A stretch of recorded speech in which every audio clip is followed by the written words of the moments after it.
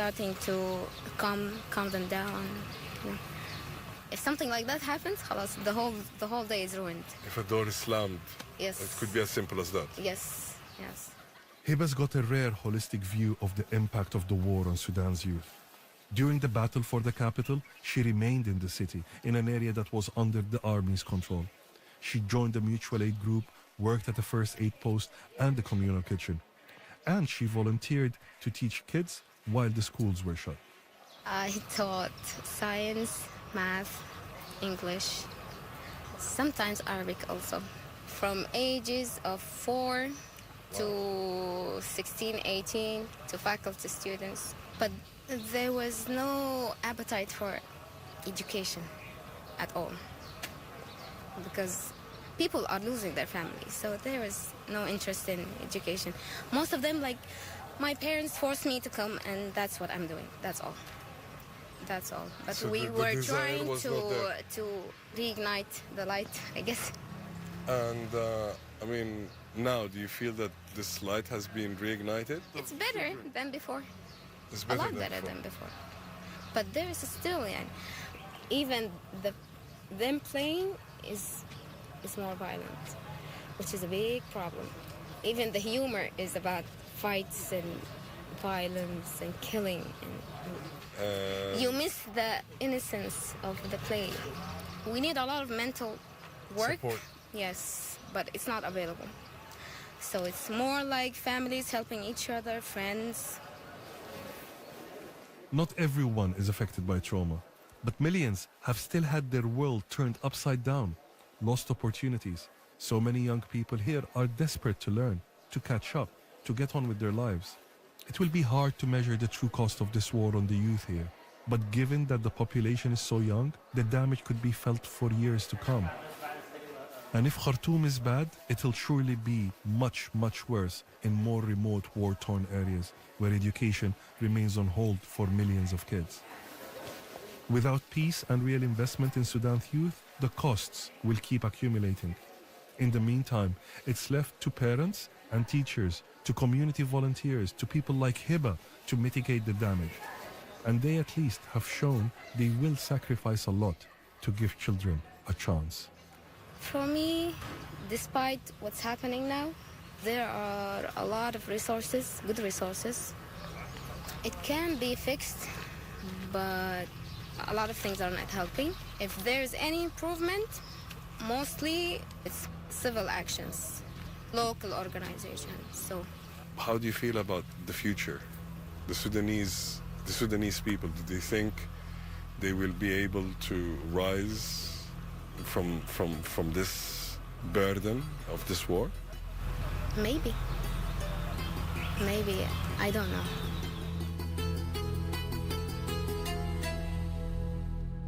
This episode of Assignment was presented by me, Mohanad Hashim.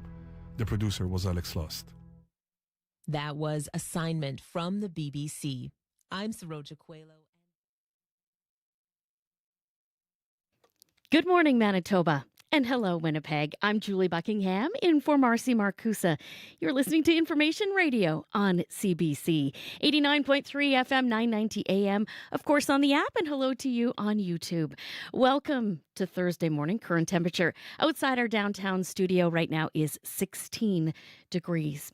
We're still not drying out in Winnipeg or other parts of Manitoba just yet. We are expecting more showers, maybe thunderstorms here today as well, and rainfall warnings in Thompson and Churchill. As well, it is day one of the World Cup. Who are you cheering for? Tell us on our listener line. Maybe shout out to your team, 204-788-3205. Let's say hello to our team. Abby Adeyemi is our senior tech and covers the weather. Darren Morash is our YouTube producer. Corey Funk is the show's director and will cover your morning commute. The morning show is on with you until 8:37 a.m. Let's get started by heading to our news center where we find Heather Wells. Good morning. Good morning. Well, a Winnipeg woman is not happy with Manitoba Hydro's communication after Tuesday's big storm. Severe weather left thousands without electricity. Donna Hode lost power at her condo. Hydro's outage map showed it would only be a couple hours for power to come back, but almost a day later, she is frustrated. She says the website hasn't been updated and she still doesn't have electricity. The cleanup's underway just north of Winnipeg in communities like Stonewall and Grosse Isle. They had more than 250 millimeters of rain. Premier Wapkanu says after meeting with people further west in Minitonas, his government is going to offer extra support to recover from flooding. We'll hear more in our next local news coming up at 6:30. Thank you, Heather. Thank you. Heather, of course, will be with us throughout the morning, and we hope you will as well. Still to come, the community of Portage La Prairie really coming together on Tuesday night, supporting roughly 150 passengers and crew members forced to land there because of that severe storm in the city of Winnipeg. Still to come, we will speak with one of the helpers on the ground. Canada's first game of the World Cup is tomorrow. We will talk to Scott Reguer of CBC Sports, who says soccer fans are practically beside themselves with anticipation. Once again, you can call us and shout out your favorite team. We're back after World Report.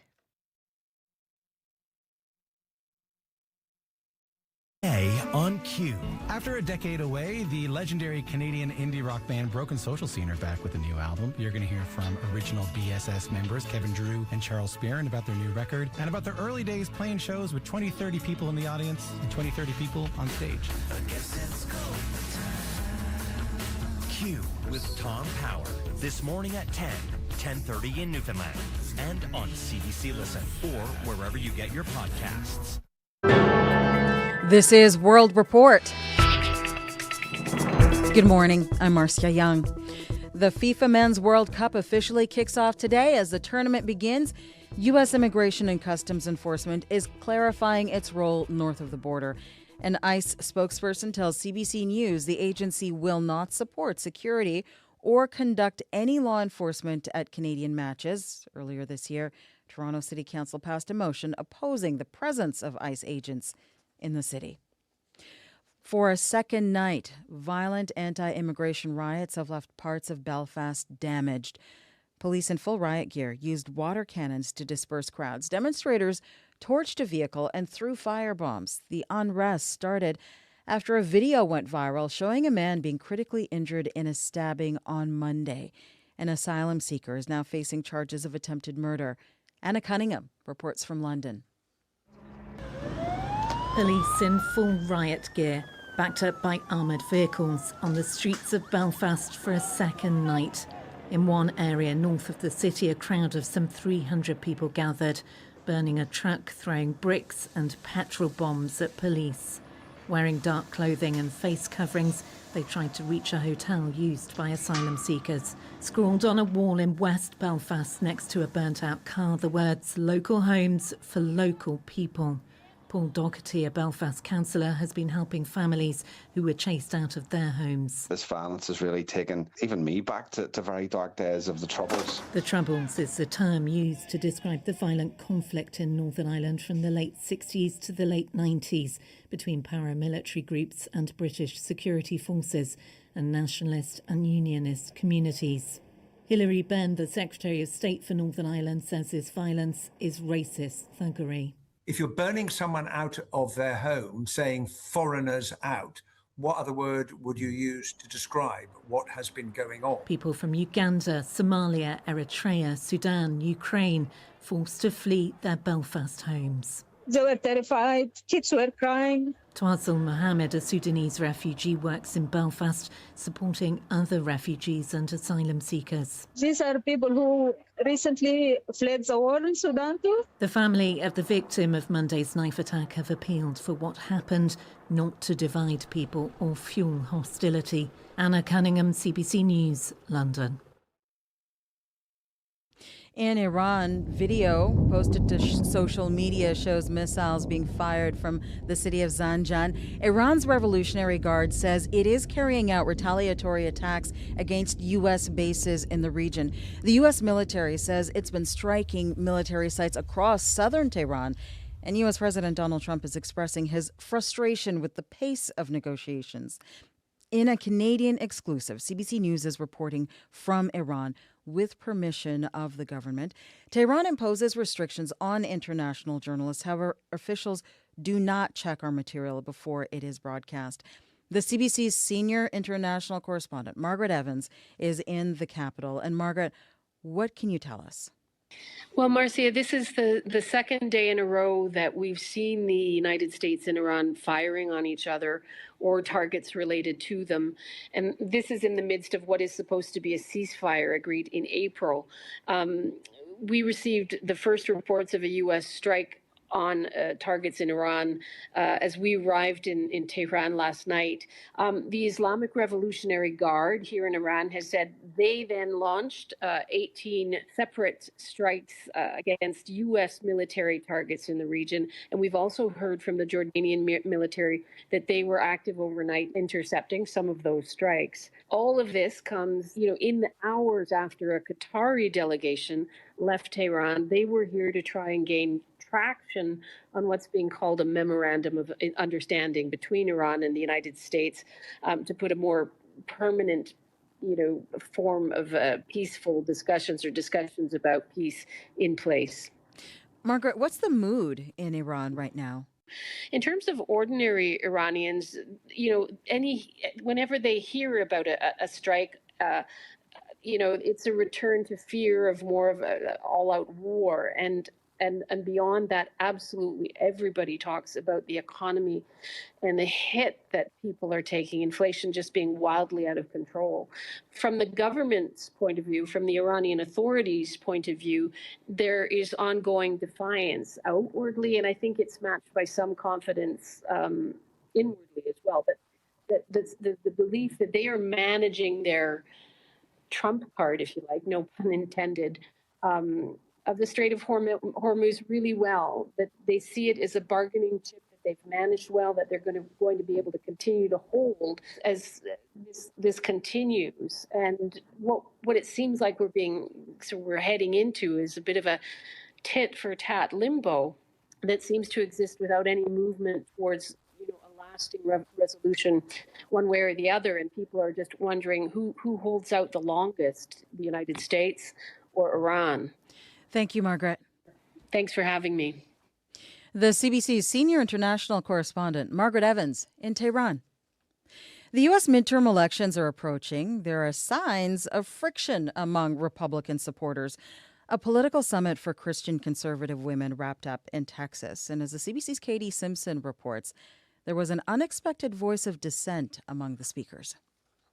The people that voted for Trump are just very fed up. Conservative influencer Savannah Stone is so frustrated with President Donald Trump. She says she will not be voting in the U.S. midterms, the November elections that will determine control of Congress. The 21-year-old, who has 800,000 followers across her social media platforms, says it's because Trump hasn't delivered on his promises. He made it seem like everything was going to become more affordable. Now the economy's worse. He promised no more wars in the Middle East, and we are in a war. So it's disappointing.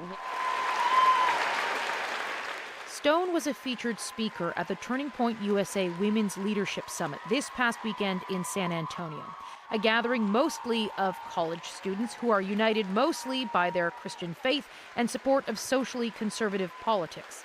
Criticism of Trump is rare among these voters, who tend to support Republicans no matter the president's controversies, according to John Taylor, a political science professor at the University of Texas. They tend to just decide it doesn't matter as much as the idea that we want a more faithful, more godly country. If there is a splintering of this movement, it could be a blow to the Republican Party that is trying to recreate the broad coalition of support that re-elected Trump in 2024.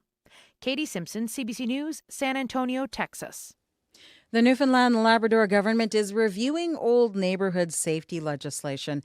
The House of Assembly passed the Safer Communities and Neighborhoods Act back in 2007, but it was never officially proclaimed into law. As Ariana Kellen tells us, the unproclaimed legislation is drawing mixed reviews. At one point, there were shots fired into that home. For years, Stephen Gardner and his neighbors in downtown St. John's looked for solutions, how to shut down so-called trap houses, havens for drugs and crime. Gardner says no matter where they turned, it seemed no one had a solution. Many of the residents are down here running scared. In 2007, the government of the day introduced legislation meant to address that.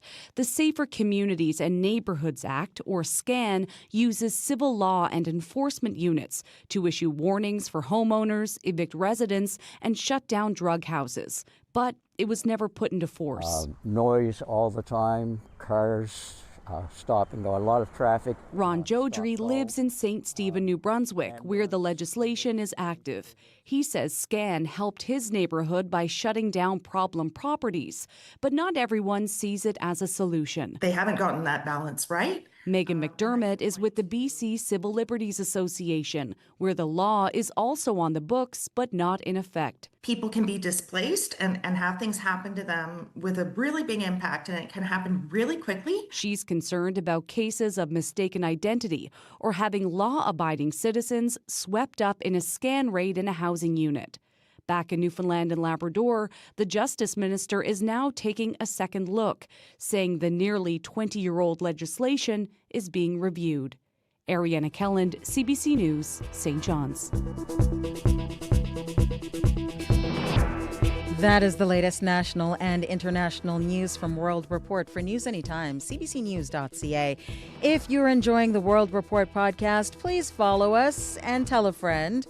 It helps spread the word. I'm Marcia Young.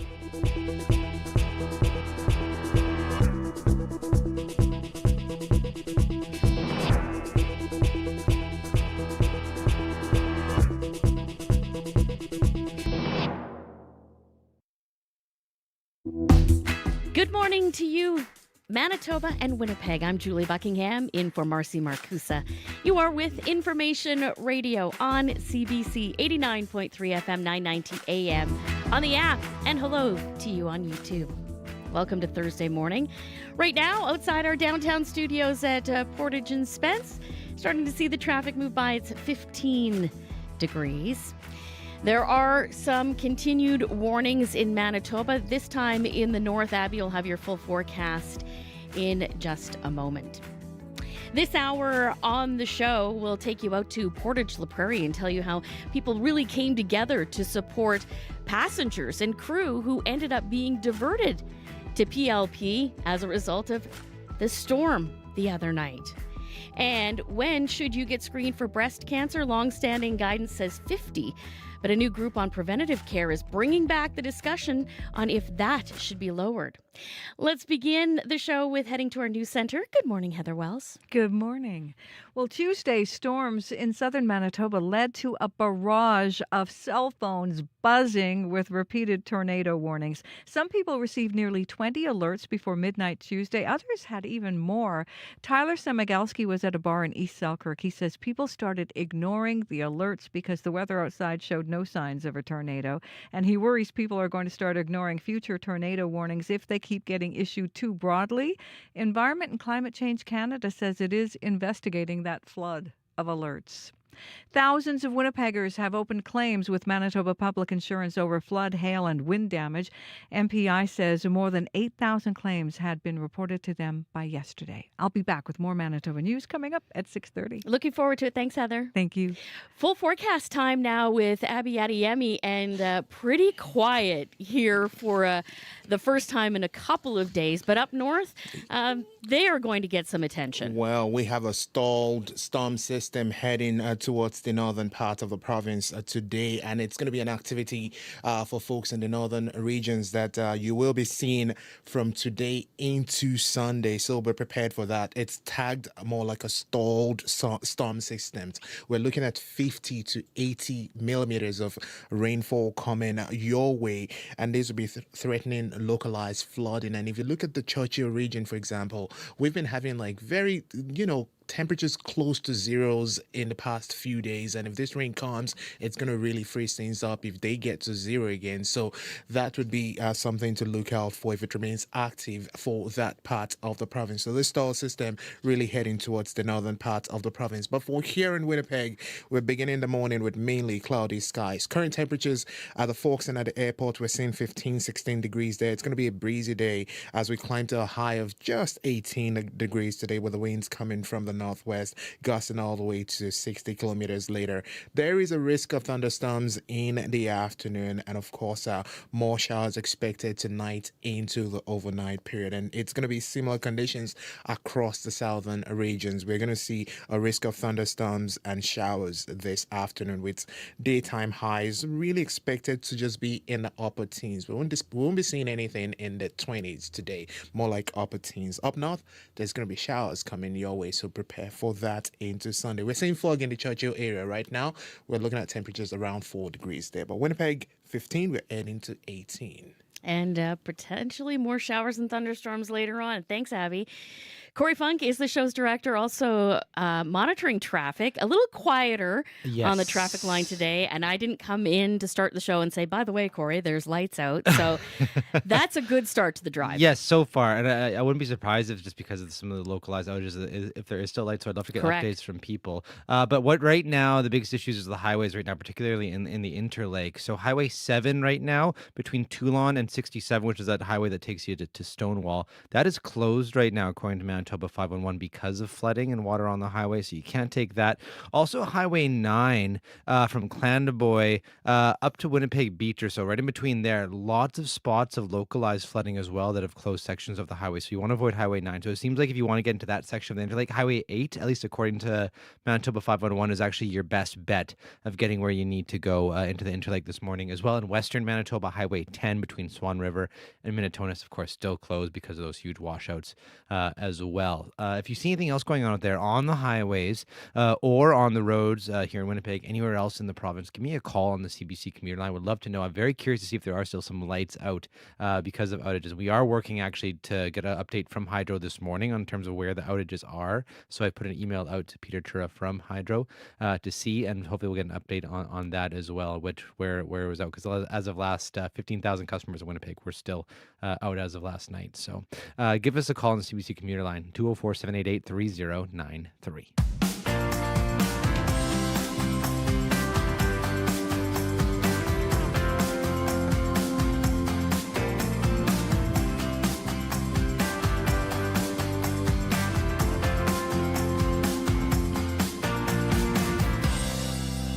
15 minutes after 6 o'clock, you're listening to Information Radio on CBC Radio 1.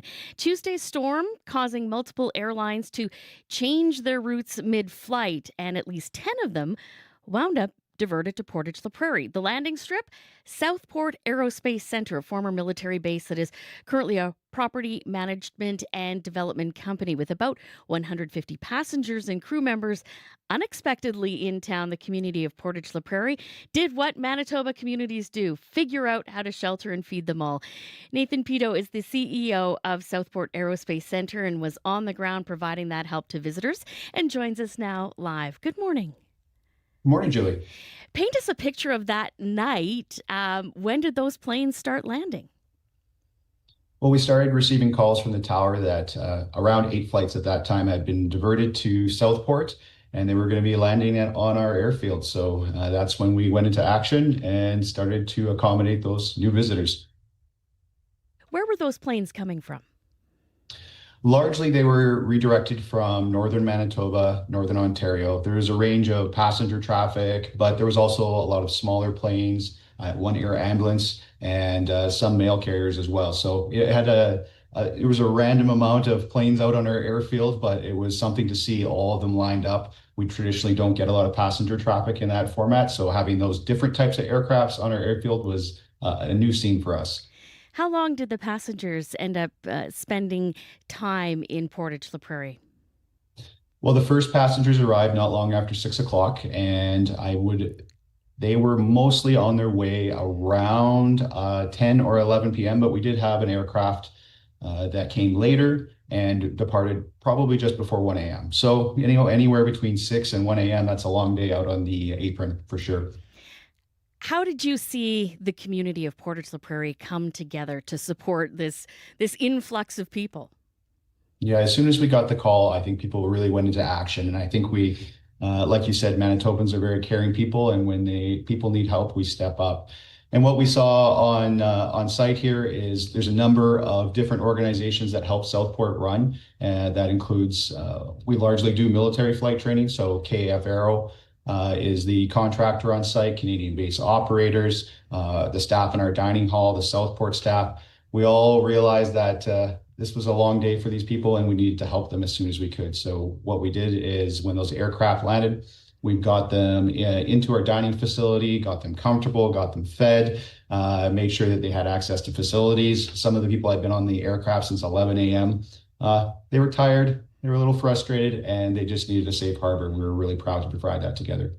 Have you ever seen anything like this before at your facility?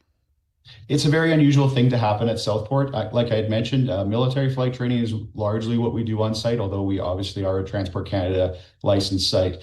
But to see 8 aircraft, 10 aircraft eventually lined up on our apron, hundreds of passengers, we don't have a traditional terminal, so we had to think on our feet.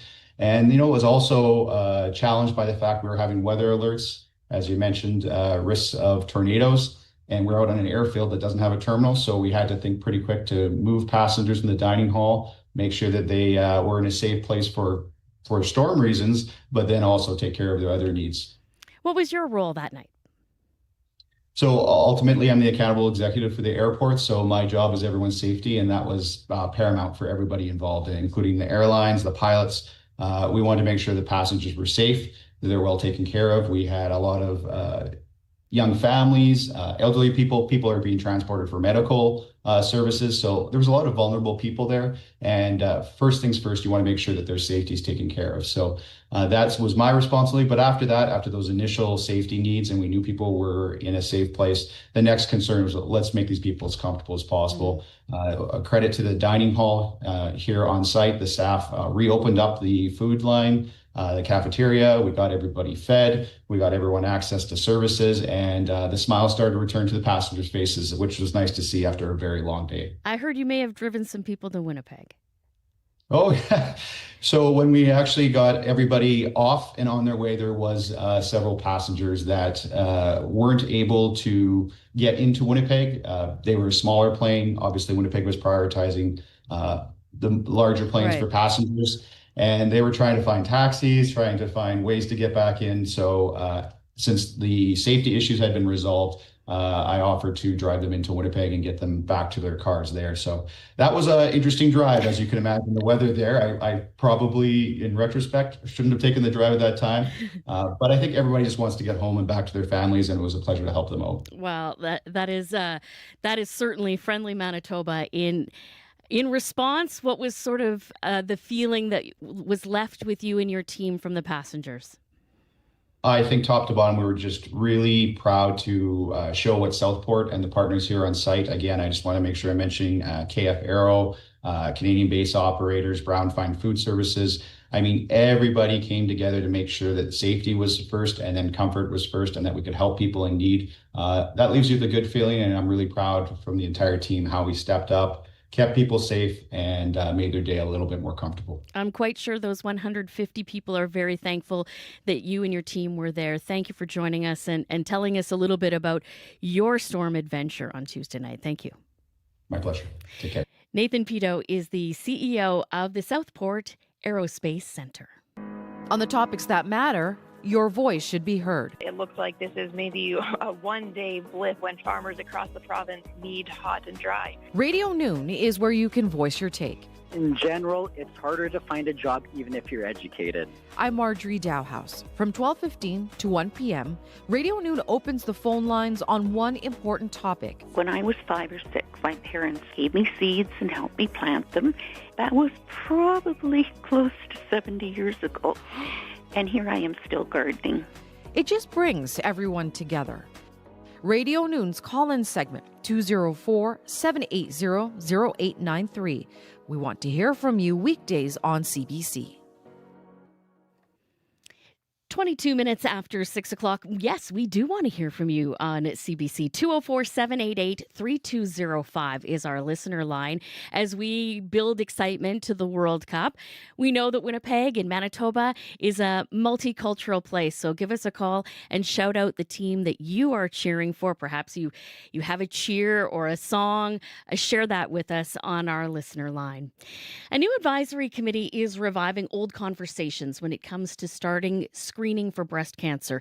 A previous version of the panel caused controversy when it did not fully change its recommendation on when to begin those screenings. Their guidance in 2024 said women could start getting those mammograms at 40 years old, but maintained it shouldn't be routine until age 50.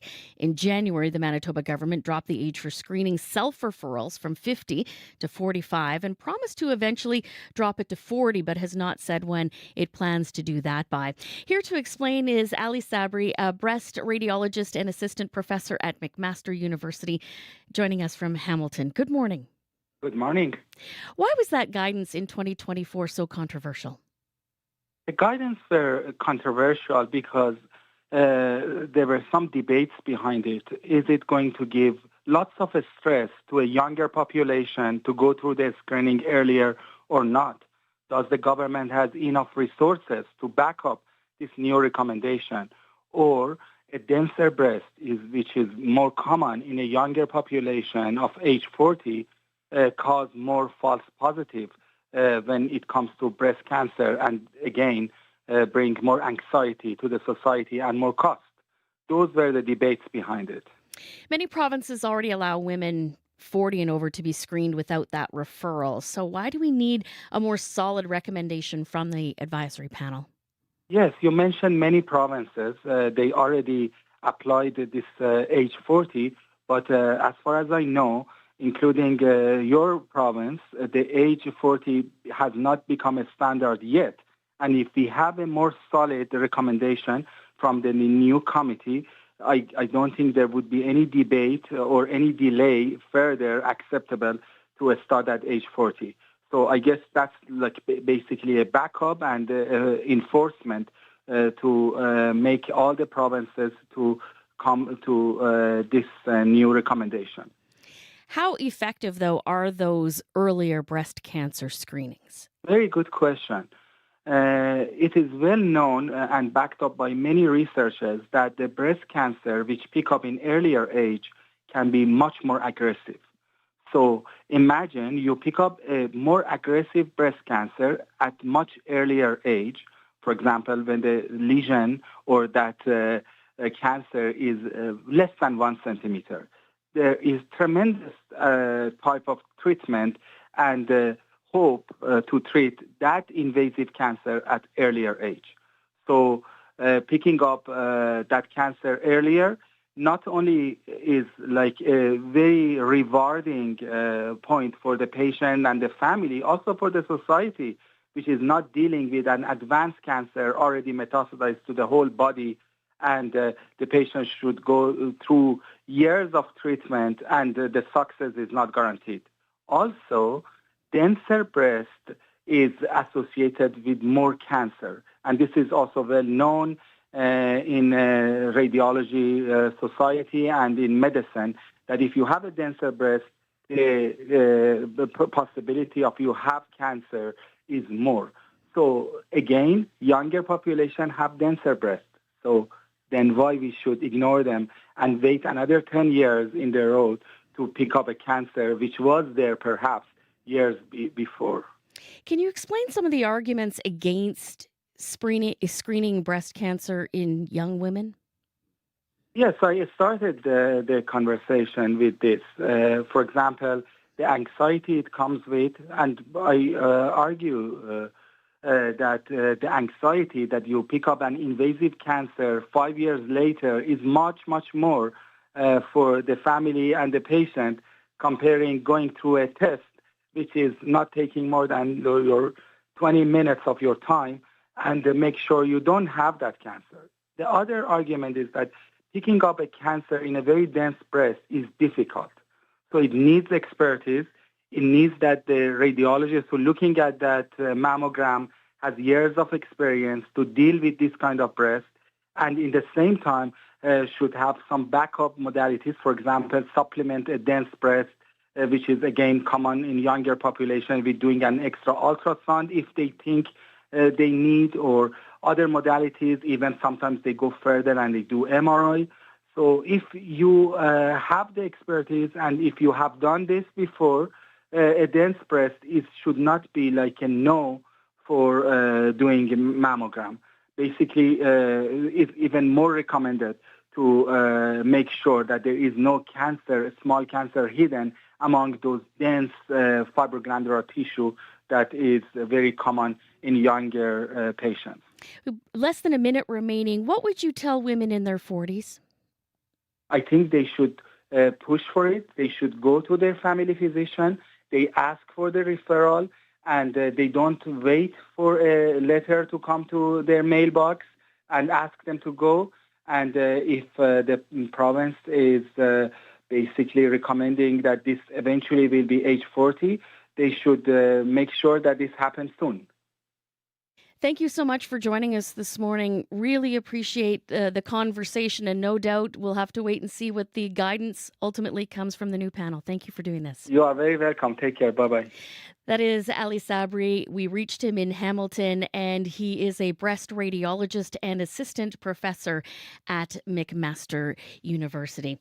Still to come on Information Radio, we'll, of course, chat about business news, and also, as we've been getting excited for the World Cup, as we've talked about jerseys, we will also hear from one volunteer who is leaving Manitoba and ultimately making his way to Miami and could rub shoulders with none other than Lionel Messi. So that is certainly going to be a fun conversation. And we are asking you to give our listener line a call, 204-788-3205. Tell us, who are you cheering for? Do you have a certain cheer that you use, or is there a song? Soccer fans are very passionate, so would love to hear from you. Those stories and much more as Information Radio continues. Your CBC local news starts now. This is CBC News. Good morning. I'm Heather Wells in Winnipeg at 6:30, 15 degrees. And yes, we have another wet day on the way. A few showers beginning this morning. That wind is going to switch directions, coming at us from the northwest, gusting to 60. And that's going to keep us cool, a high of just 18 in Winnipeg today. Manitoba Hydro expects almost all customers who lost power earlier this week will get it back by tonight. Thousands went in the dark after a slew of thunderstorms damaged poles and power lines on Tuesday. Some went without electricity for more than 20 hours, including Kyla Dauphiny, who lives in West Kildonan. Without the power, I feel like it shows how much we rely on it. It's very deregulating for sure, in terms of not knowing what's going to happen, and hoping that we're still able to not lose too much of our essentials. Hydro says the storm led to about 1,000 outages, affecting 25,000 customers across southern Manitoba. As of 6:30 last night, it says the lights were back on for 17,000 of those customers. Well, the phones buzzed repeatedly Tuesday night with tornado alerts, even if the threat was nowhere near close. Some people in southern Manitoba reported 15, 20, even more warnings on their phones, alerting them tornadoes were nearby. But most of the time, the danger wasn't close. Justin Ortel is a forecaster with the Weather Centre of Manitoba. He says people are learning not to worry about tornado warnings, and that could cost them. It's the 1 out of 100 times that a big tornado is going to come into Winnipeg or Brandon, and people are not going to take it serious because of just the amount of warnings that they've received, and yet haven't seen the severe weather that's, supposed to be attached to these warnings. Environment and Climate Change Canada says it is investigating the flood of alerts, and it is looking at a more targeted warning system in the future. The cleanup's underway just north of Winnipeg in communities like Stonewall and Grosse Isle. They had more than 250 millimeters of rain. Brianne Lucier and her family had to be rescued from their home in Grosse Isle. My mom woke us up at about 7 in the morning. She told us that firemen were going to come with a boat and take us out. So we went outside and they pulled in this metal boat. I guess they just pulled it in to the front, and then we hopped in it and they took us kind of in the ditch a little bit, and then we went in the truck with them. And she says her family will likely stay at a hotel in Winnipeg. She says they've lost most of their belongings and 2 vehicles are still stranded in the water. Now that some of the water is receded near Minnetonka, farmers in the area have a new problem: how to reach their fields. Neil Kachuk has 6,000 acres of grain north of town. He has never seen flooding like this and says the damage to roads and bridges is dramatic. It's a huge problem. There's thousands of acres to the north that many people can't access. And just normally if you could go into the town of Swan River, you could get around to the other side of these rivers. But with the washouts on the number 10 highway, that'll be the biggest issue. Kachuk says creeks usually stagnant by summer have become deep ravines hundreds of feet wide. Premier Wab Kinew says after meeting with people in the Minnetonka area, his government's going to offer extra support to recover from flooding. Kinew says financial help will be more immediate than through the typical flood claim. Based on what we're seeing with Minnetonka's, we're also going to step forward with a provincial program called ESS, Emergency Social Services. There's just that need to help people out with the immediate food, or folks who can't make it into work, things like that. Kinew says the province could also help with the cost of buying new electrical panels for homes and businesses in Minnetonka, and he encourages all flood victims to apply for help through the Disaster Financial Assistance Program, which is covered by Ottawa. Thousands of Winnipeggers have opened claims with Manitoba Public Insurance over flood, hail, and wind damage. Among them, Rajveer Dillon. His new car was dented by hail when he was at work on Tuesday. We just came out, so there are around a lot of cars, around 100 cars in the parking, so every car got damaged like that. MPI says more than 8,000 claims have been reported to them by yesterday.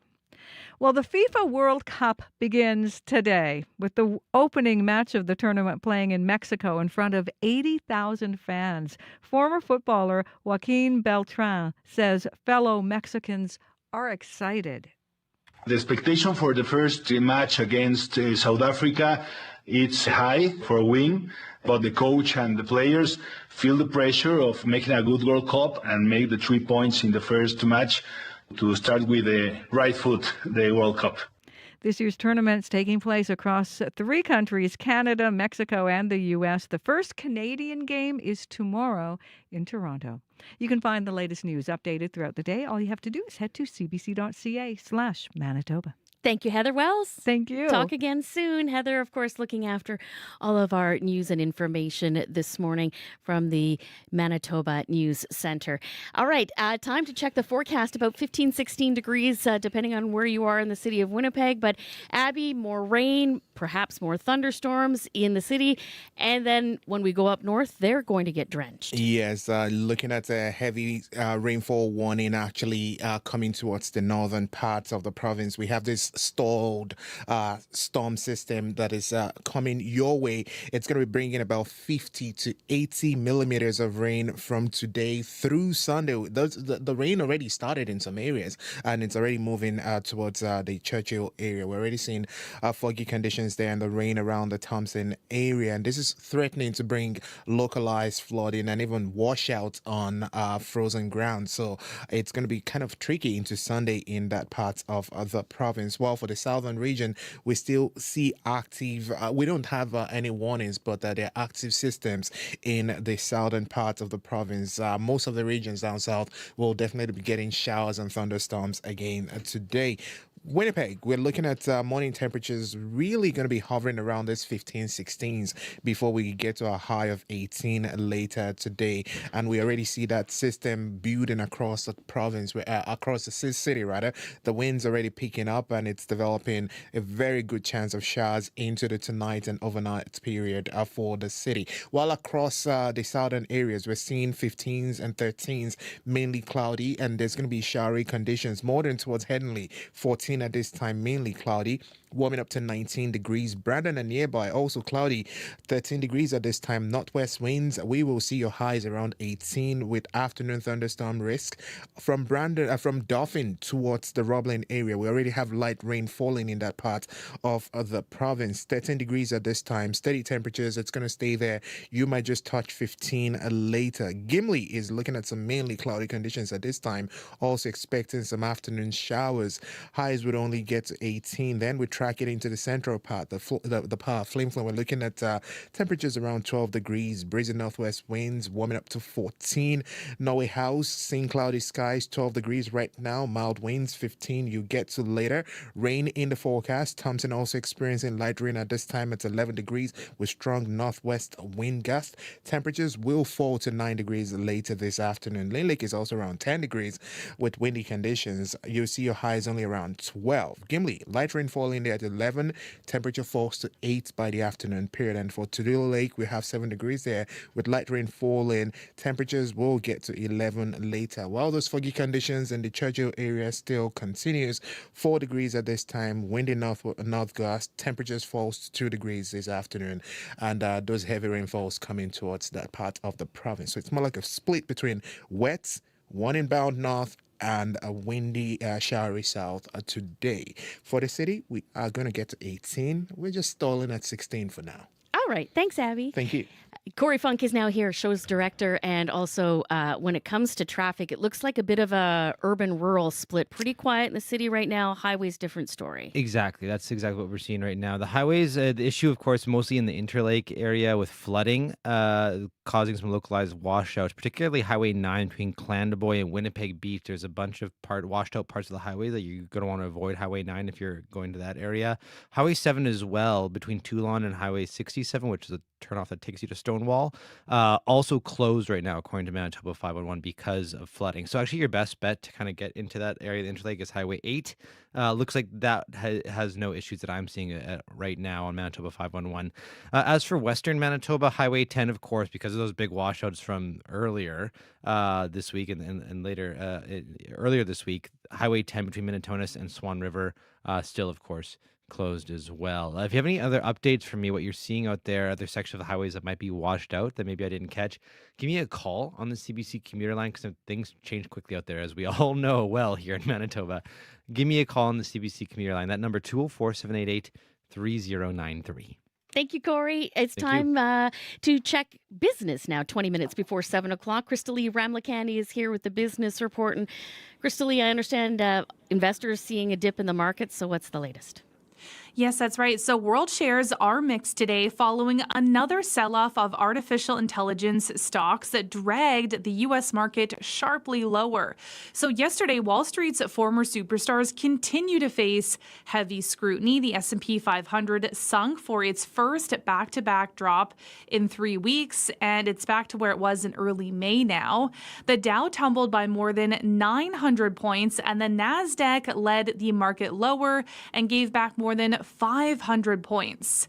So Wall Street has been shaky since last week when AI stocks went from roaring to records to suddenly lower. And among the worries is that their prices may have shot too high too fast because of AI mania. And the question now is whether this has cleared out some excessive optimism or if it's the start of a longer downturn. So some of the pressure could also be coming from investors pulling cash out to prepare for some other high-profile expected IPOs, such as SpaceX, OpenAI, and Anthropic, and losses in the Canada's main stock index yesterday. Well, these three countries, Canada, U.S., and Mexico, are hosting the FIFA World Cup. But at the same time, when it comes to trade, what is the latest with Canada, U.S., Mexico, and those trade negotiations? Well, U.S. President Donald Trump is once again dangling the threat of withdrawing from the free trade deal, even though his trade officials are in talks on renewing it. So yesterday, Trump said he is not looking to renew CUSMA when it comes up for review on July 1st.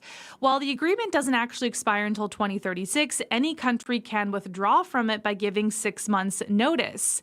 And Trump repeated his long-held complaints that the U.S. doesn't need anything from Canada and Mexico. But you know what? CUSMA is crucial to the Canadian economy because it covers about $1.3 trillion in cross-border trade with the U.S. and shields roughly 90% of Canada's exports from Trump's tariffs. And Trump signed the deal in 2018 during his first term as president and called it at the time, the most modern, up-to-date, and balanced trade agreement in the history of his country. So Canada and Mexico have declared that they do want to extend the deal. Trump's top trade official has not made the U.S. position public yet, though. Meanwhile, Canada and Turkey have agreed to restart initial discussions on a free trade agreement. Global Affairs of Canada says it reflects both countries' ambition to unlock the full potential of their commercial partnership.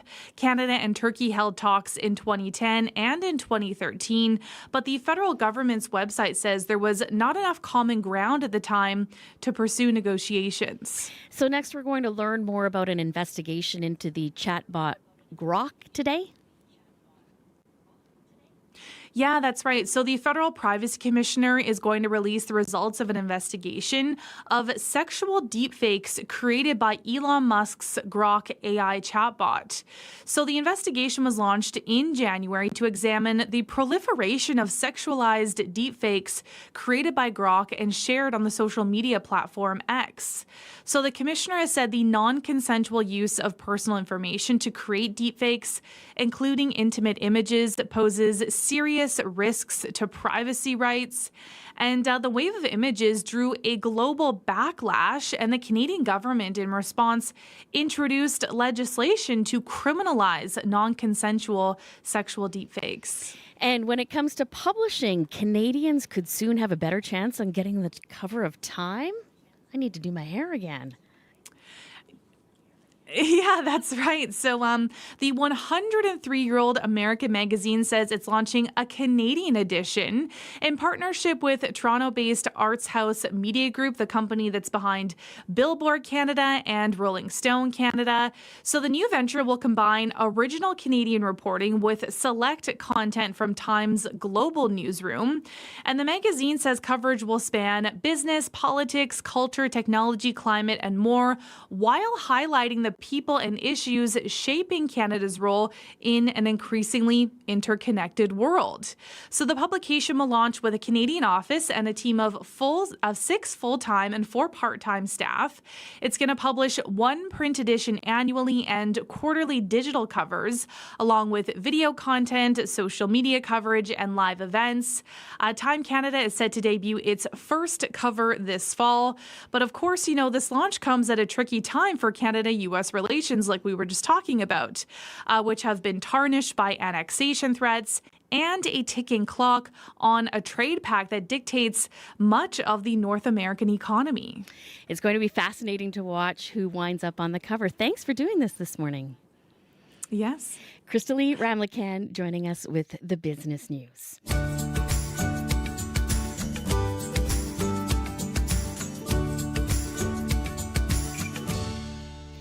15 minutes now before 7 o'clock, and the federal government tabling its new Safe Social Media Act, the law requiring social media companies to restrict accounts for kids under 16. Now, though the companies could get an exemption if they prove they have adequate safety features to protect those kids, it also requires the platforms to take down certain types of harmful content like child pornography within 24 hours. Now, the companies that don't comply could be subjected to fines as high as 3% of their total global revenue. Minister of Canadian Identity and Culture, Mark Miller, put the bill forward. Here he is taking questions, including about what it means for Canada's relationship with the United States. Given the size of the maximum fine and the reaction from Washington to previous attempts to regulate internet companies that operate in Canada but are based in the U.S., was that a consideration at all in terms of drafting this bill and the kind of fines or kind of punishments you can impose on these platforms? The most important consideration was to protect kids, Laura, first and foremost, Canadian kids. The reality is we have discussed with a lot of these platforms what this law would look like. The reactions, to be quite frank, have been anywhere ranging from, frankly, cautiously optimistic to neutral. Wait and see, obviously, until they inspect the content of the legislation, just like MPs are doing currently. I'd say there's a distinction between large platforms feeling they're being taxed or feeling their revenues are going to third parties that they don't control, perhaps distributing money to competitors, and making sure there's a standard for protecting kids. I'm not going to presume that the administration in the U.S. doesn't want to protect kids.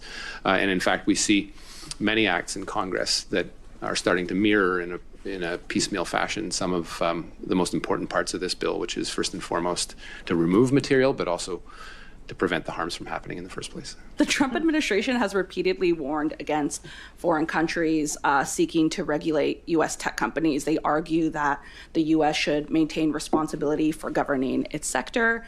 How worried are you about retaliation from the Trump administration? I worry more about kids.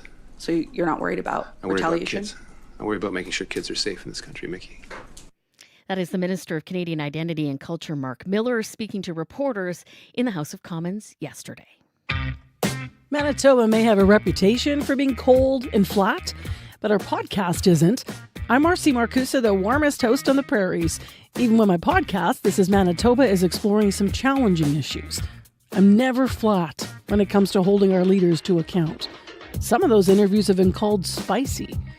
If you care about this province, check out This is Manitoba, with new episodes dropping every Wednesday.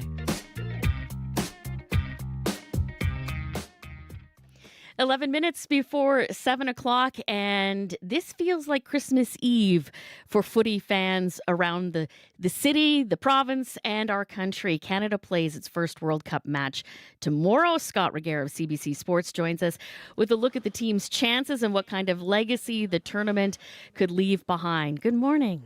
Hey, Julie. I know a lot of people here in Winnipeg and Manitoba are very excited. We heard from a DRC fan who was upset because he couldn't buy a jersey here. So there's lots of fans from many different countries. But let's start with tomorrow's game and Canada's team. Just how big a deal is this? I mean, it's a massive deal. When Canada kicks off against Bosnia and Herzegovina, an estimated 500 million people around the world are going to be tuning in. The only sports event held in this country, Julie, that's had even close to that kind of reach is the opening ceremony at the Vancouver Olympics. So Toronto has a pretty unique chance to show itself off tomorrow. I expect plenty of drone shots capturing the CN Tower and the Sky Dome and the tens of thousands of people who will be attending the FIFA Fan Festival around the shores of Lake Ontario. There's a little bit of rain in the forecast, so hopefully the TV visuals won't be dampened by that.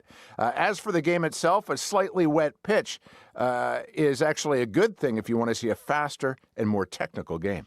Okay, but do those conditions suit Canada or Bosnia-Herzegovina? Right. With elite on-the-ball players like Steph Eustáquio, Ismail Kone, and Tejan Buchanan, I think it's safe to say they suit Canada. They are ranked 30th by FIFA, 34 spots ahead of Bosnia and Herzegovina. But listen, you look at the opponents tomorrow, they have been in great form of late. They ousted Wales and then Italy in qualifying for this tournament. And in part, it's because they boast one of the planet's most accomplished goal scorers. That's Edin Dzeko. By contrast, Julie, Canada's best strikers, Jonathan David and Kyle Larin, they've both been going through a bit of a dry spell of late. There is also the possibility of opening game nerves. Half of the Canadian roster hasn't played in a World Cup before. And one of the guys who has, defender Alistair Johnson, says he's been preaching, don't get overwhelmed by the moment. It's just a good reminder that let's just not waste those first 10, 15 minutes. It's really difficult to do when you're playing at such a high level and such a big game to not, look around the crowd and kind of try and just absorb it. But it's one of those ones is, can you just get after it right from the first whistle? And I think Jesse's football actually tends to help with that, is that you're so focused on that first duel, playing in behind, being on the aggressor, that I think you're so focused on that you don't get too caught up in what's going on outside of that. But yeah, look, us experienced guys, we're trying our best to help out, but we know it's not easy. It's still going to be a big moment for all of us, a home World Cup, an opening game, but still something that I think everyone's really just looking forward to and excited for. Yeah, Johnson's focus on starting strong, Julie, has some historical weight behind it. The team that nets the opening goal in a World Cup match goes on to win about 70% of the time. Ooh, those are some overwhelming stats. How do you expect Canada to fare overall at this tournament? I think it's fairly safe to say better than they've ever fared before at a World Cup. Now, that's not saying a ton. Canada, after all, has only ever been to 2 World Cups in the past, and they lost every game they played in them. That said, this Canadian team is well capable of winning 1, maybe 2 matches at this tournament, and who knows from there. One of those victories should come against Qatar. The other should come, or hopefully will come, tomorrow against Bosnia and Herzegovina. A victory against Switzerland, meanwhile, that's the other country in Canada's group, that would be a significant upset. Now, a lot depends, Julia, on the health of Alphonso Davies. He is Canada's one true superstar. He's got the hamstring injury. If he regains something close to full fitness, things could get interesting. And remember, World Cup hosts have historically outperformed their lot. I always think of South Korea. They entered the 2002 tournament, ranked lower than Canada is right now, but led by their passionate home fans. They made it all the way through to the World Cup semifinals, so you never know. You got to play the games. At the end of the day, you got to play the games. What about after the World Cup is done? You sort of referenced the Vancouver Olympics, and I know a lot of people talk about sort of that heritage, that legacy. How can the energy created by hosting some of the planet's best teams be used to fuel the next generation of young Canadian players? Well, that's the long-term hope for sure. I spoke to Sarah McConaughey about this. She's the Director of Community and Sport Inclusion with Soccer Canada. There'll never be another period in our lifetime where there's this much interest or eyeballs on this sport across the system. So this is absolutely a once-in-a-generation opportunity for us to lean in and leverage. And the first experience of kids matters so much, right? What is that first soccer experience? That can ultimately lead to lifelong participation. The community clubs have the soccer expertise, right? The schools have the infrastructure. Everyone in Canada belongs in this sport. This sport is the Canadian game. This is our moment. McConaughey points out that soccer is already Canada's most popular sport amongst youth, citing its relatively low cost and strong roots in local community, especially amongst new Canadians. But she says with the globe's eyes on this country for the World Cup, participation in soccer, it's only going to grow. Oh, definitely. And you're starting to see that excitement on the pitches here in Winnipeg and in Manitoba. So inspiring people to join the sport is one thing, but they still have to have that place to play. So let's talk about that legacy that the World Cup will leave behind when it comes to actual infrastructure. Well, I mean, outside of the expensive upgrades to the World Cup stadiums in both Vancouver and Toronto, Julie, there isn't much. And that's a problem, according to Diana Matheson. She's the co-founder of Canada's first professional women's league, the Northern Super League. Matheson has traveled from coast to coast to coast, building from the ground up. And she says, if you build it, they'll come. We've got $1 billion of public spending going into this World Cup in Canada, but what are we going to see left behind from these games more than just upgrades to 2 men's professional soccer stadiums? And I think whether that's community soccer fields, like I said, indoor fields, those mid-sized stadiums that the Northern Super League wants to be playing in, 8 to 18,000 seat stadiums, pretty much don't exist in Canada. We've got one mid-sized stadium for every 5 million Canadians, where the rest of our peers like Sweden, Australia, they have a mid-sized stadium for every 500,000 people. So massive gap there that I think we can say, FIFA 2026, how are we impacting Canadian sport in the long run? For me, the answer has got to be infrastructure. To that end, Julie, Matheson is happy with the news that a new national training center is in the works. The facility will serve as a year-round hub for Canada Soccer's national teams and will focus on player development as well as coach and referee education. Now, this will be the country's first purpose-built home for the sport, although we don't know yet where it's going to be located or how the $250 million it'll cost is going to be covered. At this point, FIFA says it may provide funding for it. So with Canada set to kick off its home World Cup tomorrow, there are questions on and off the pitch in the near and long term. In the moment, though, we'll certainly be cheering for Canada and hoping for those best ever results. Thank you for joining us this morning to help get us hyped up and get us ready. You betcha. Thanks, Scott. Scott Regehr is a producer with CBC Sports. His radio special, See the Rise, Canada's World Cup, is available right now on the CBC Listen app. It is 3 minutes now before 7 o'clock, and still to come next hour, we'll continue talking about the World Cup, and that is certainly going to build that excitement. Let's, though, in the meantime, check in with Heather Wells, who is at the CBC News Centre. Good morning. Well, a Winnipeg woman is not happy with Manitoba Hydro's communication after Tuesday's big storm. Severe weather left thousands without electricity. Donna Hode lost power at her condo. Hydro's outage map showed it would only be a couple of hours for power to come back, but almost a day later, she's frustrated, saying the website hasn't been updated and she still did not have electricity. And thousands of Winnipeggers have opened claims with Manitoba Public Insurance over flood, hail, and wind damage.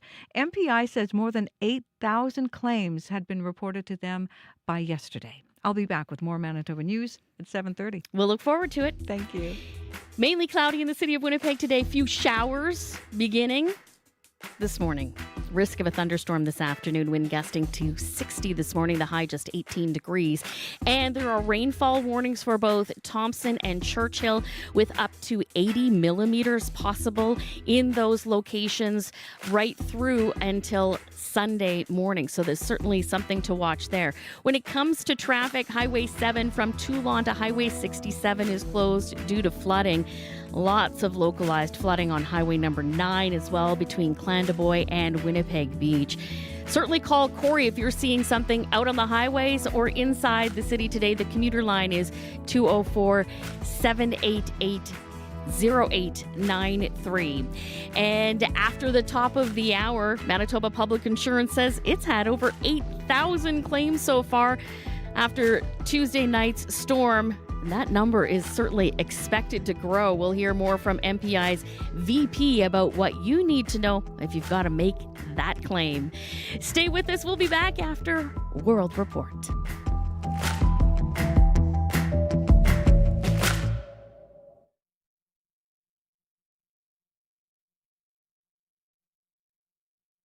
On The Current. Talk of keeping in these homes was strongly discouraged.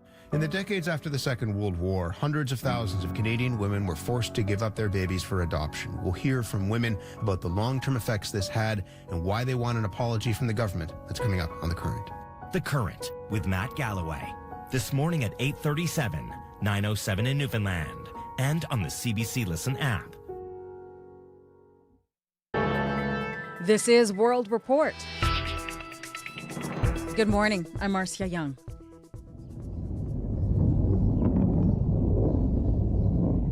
In Iran, video posted to social media shows missiles being fired from the city of Zanjan.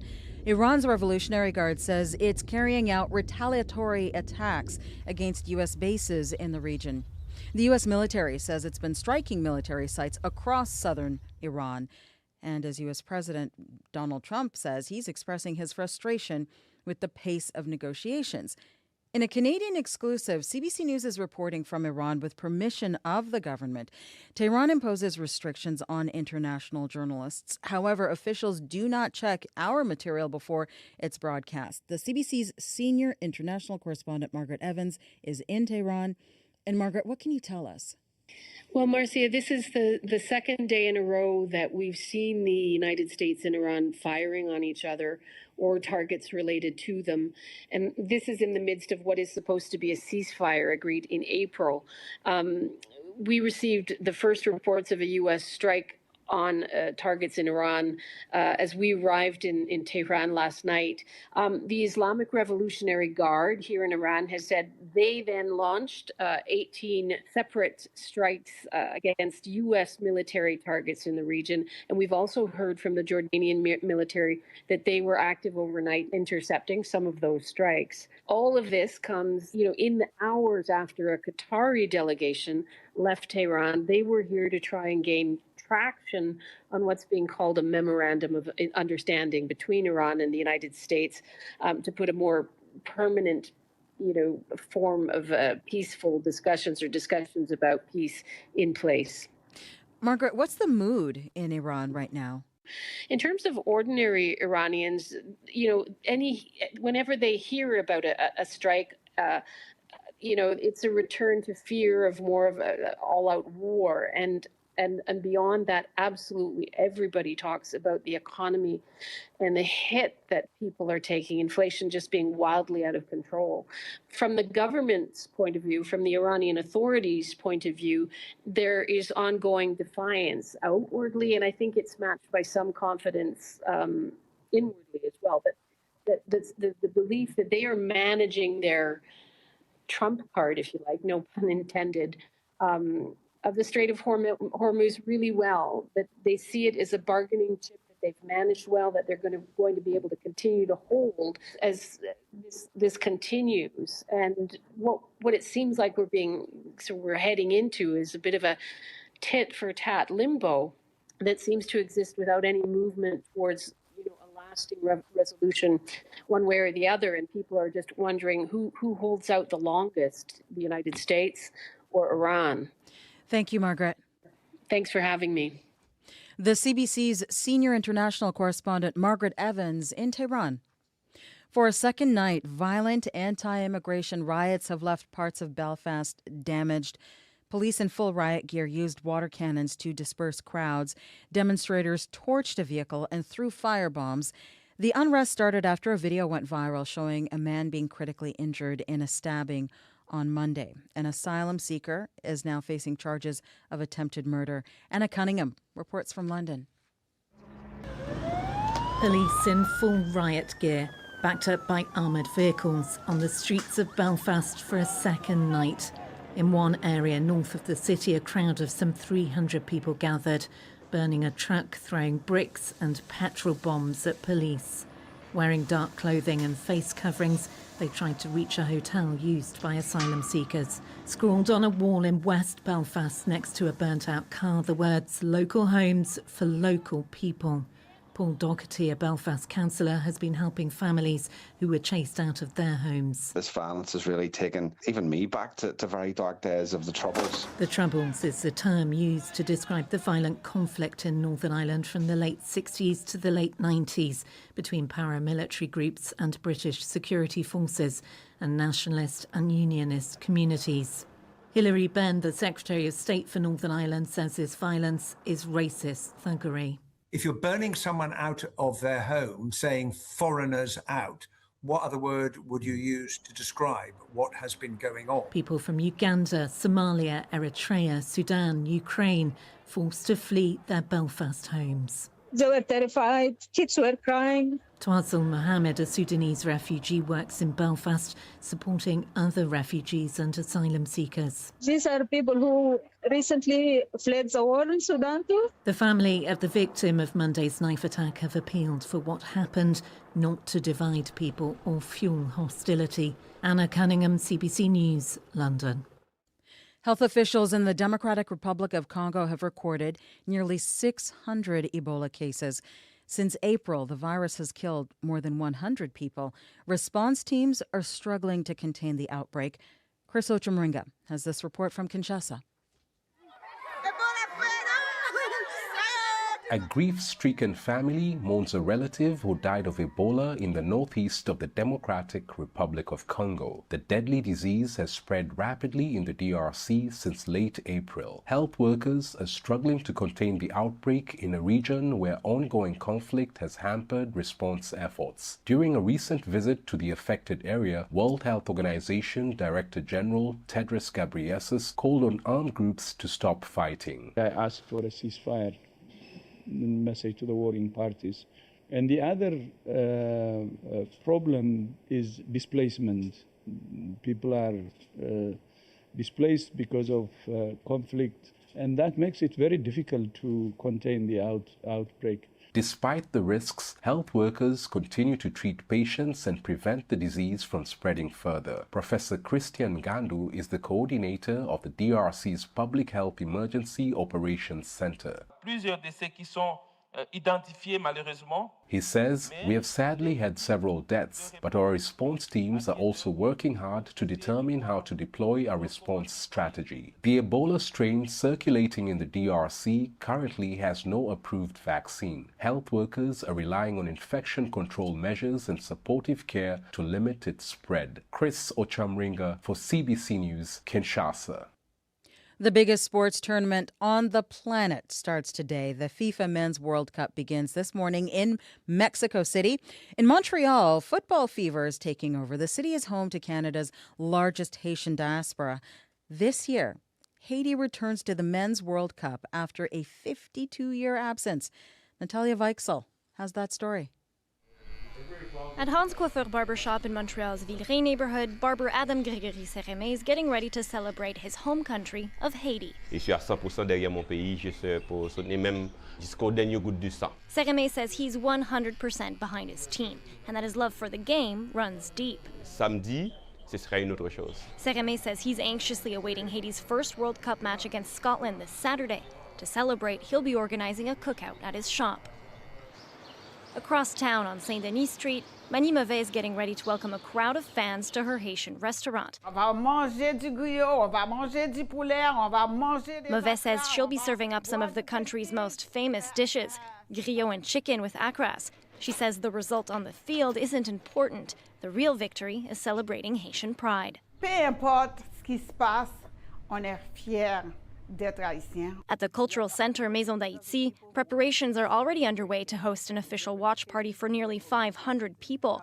Executive Director Arcel Apollon says it's just one of many gatherings taking place in the city for people of all ages. The younger generation who's never been to Haiti or who's only seen negative images of Haiti, and now finally they get to see positive images of Haiti. Apollon says win or lose, Haitian pride in Montreal is at an all-time high.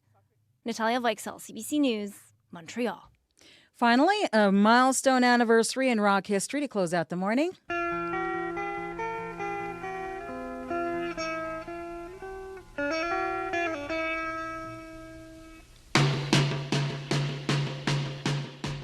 On this day in 1966, this track started its historic run at the top of the charts. The Rolling Stones reached #1 with Paint It Black across the UK, the US, and right here in Canada. It made history as the very first chart-topping single to feature a sitar.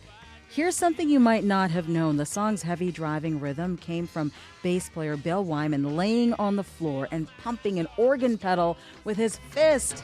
I see a line of cars and there are painted black. Yeah, I hear it. That is the latest national and international news from World Report. I'm Marcia Young.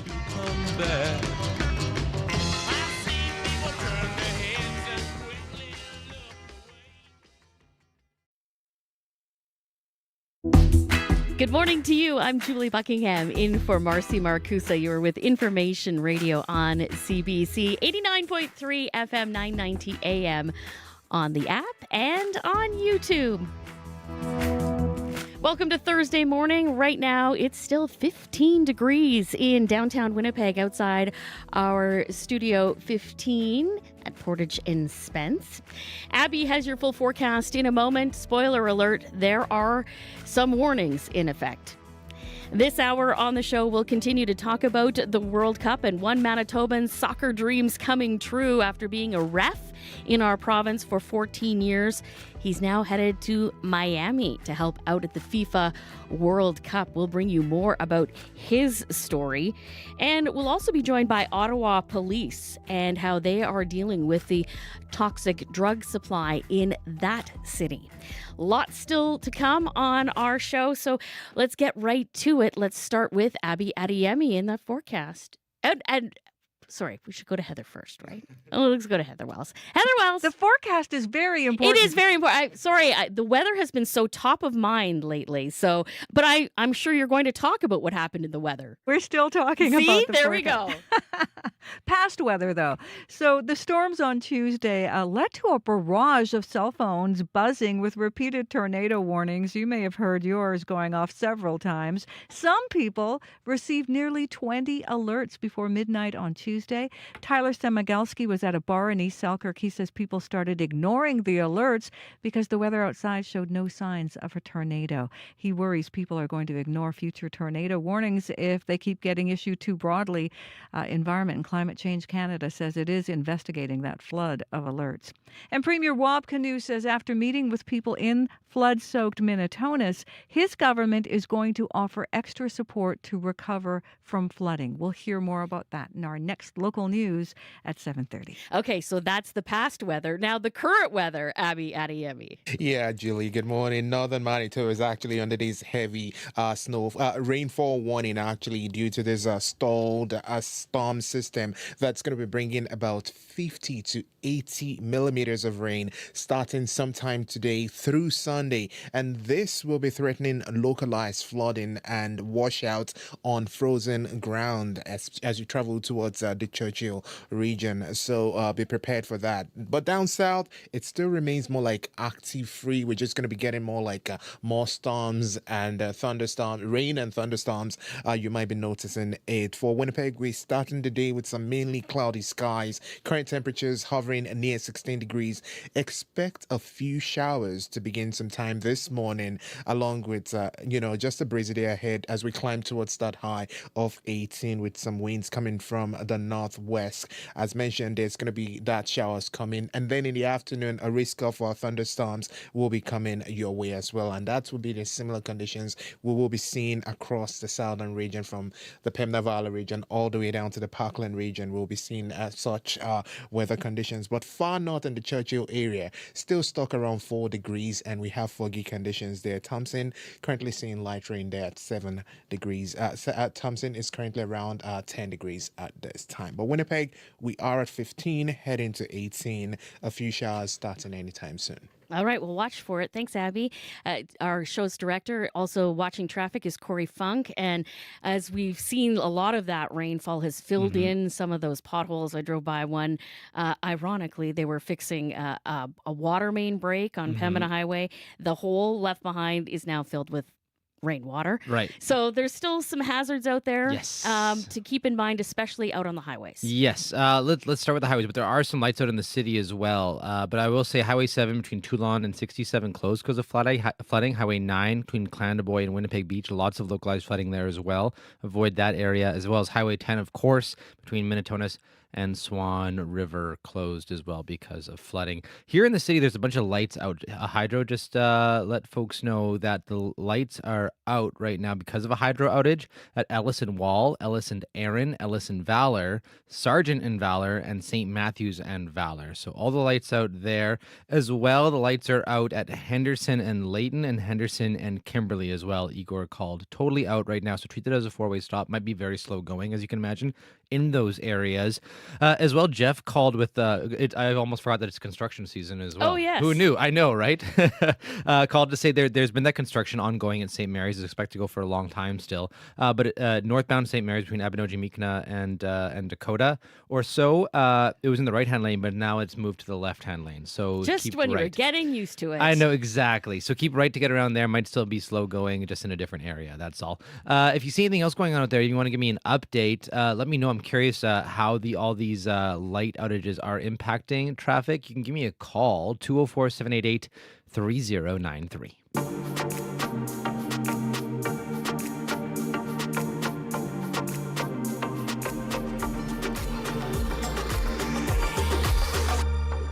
Fifteen minutes now after 7 o'clock, and let's combine those two things, your traffic and your weather, into one story. And driving home from work on Tuesday, I was like, oh no, my car, my car, my car. Thousands of claims now pouring in after Tuesday's storm in Winnipeg. Relentless wind and hail of varying sizes pounded not only the city of Winnipeg, but also the surrounding areas, causing damage to vehicles. Manitoba Public Insurance has received at least 8,000 claims so far. That number is expected to grow over the next few weeks. And if you filed a claim with MPI, be prepared to wait. Now, Maria Campos is MPI's Vice President and Chief Customer and Product Officer and joins me now live. Good morning. Good morning. Got an update for us? Has it gone beyond that 8,000, I'm sure? Yeah, it unfortunately has. So our updated numbers as of 5 o'clock last night were roughly about just over 10,700, and we expect that continue to climb today as well. Do you have it broken down between urban and rural? Is the bulk of that still in the city of Winnipeg or more on the outside areas? Yeah, we do expect to have those numbers today. Unfortunately, we weren't able to get to the granular details of those numbers. I can tell you from an online perspective, we've had roughly about 7,600 customers submit online. And then we've also received approximately 3,000 calls from our customers. So later today, I'm happy to share those further details with you folks. How significant is that kind of number from just this singular event? Yeah, it's we are projecting this to likely be larger than the 2023 hail event. And just to put that into perspective, so in 2023, we had just shy of 16,000 claims. So when you look at what was reported on day one from the weather events that happened, we recognize that likely will be much larger. So from a cost perspective in 2023, that was roughly about $140 million in hail claims and predominantly related to that storm. So we don't have cost projections right now. We'll have to work through those details as we start to assess vehicles, but we are expecting this to be significant for our province. What kind of claims are most people calling about? Yeah, so it can range. So we're seeing calls for glass repairs. And of course, we are encouraging and directing customers to go directly to an accredited body shop and a glass repair shop. And if you're not sure who those folks are, you can go onto our website and access that. They will immediately temporarily repair the glass. So of course, you'll be in the queue there. And I just want to do a shout out to our repair partners. They are working very hard alongside of our staff to make sure that we are responsive to all customers. We're also seeing damaged vehicles that are not drivable. It's really important for those folks to actually call our contact center directly. There's a local number and a toll-free number. Those are being prioritized because we know that they're the most severe claims and they cause the most disruption if you can't drive your vehicle. And then, of course, we also have our damaged vehicles but are drivable. So those are predominantly the folks that have hail or as we refer to cosmetic. And those folks are also being encouraged to use our online claim form so that we can make sure that they're in the queue as well, so that we can return their calls as soon as feasibly possible. So some of those undrivable ones, would they be the ones that we unfortunately saw for perhaps swamped in those underpasses?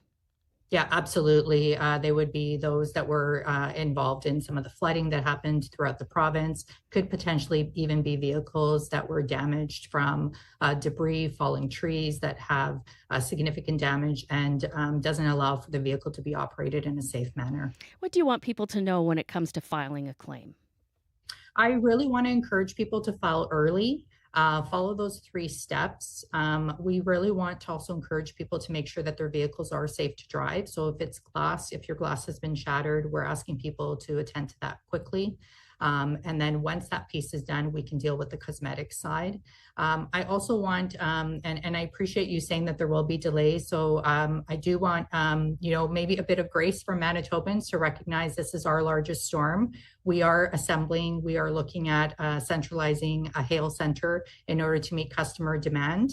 And we will get back to folks as soon as we possibly can, recognizing that there may be more storms coming and we may have to also then quickly adjust as well. How long could people be waiting, just so they have an idea for a response? I think that sometimes it's just the knowledge of knowing. Yeah, no, absolutely. So for the non-drivables, they'll, when they call the contact center, so those are the folks that actually can't drive their vehicles, largest disruption to their lives. They'll get some, I would say, immediate attention from the call center. Other folks, it's very hard for us to estimate right now, to be very frank. So likely, I mean, it could be anywhere from a couple of weeks. It could be quicker than that, depending how quickly we can get back to customers and what the extent of the damage is. And we also, of course, we work very closely with our repair shop industry. So we need to make sure that they've got capacity for the surge that's coming as well. So we want to work hand in hand with those folks. We recognize that this is a really difficult event for our customers and for Manitobans, and we really want to make sure that we can do everything we can in order to limit the disruption to their daily lives. So let's run through again some of the things that MPI is doing to make sure that this volume of calls gets dealt with as quickly as possible. Yeah, absolutely.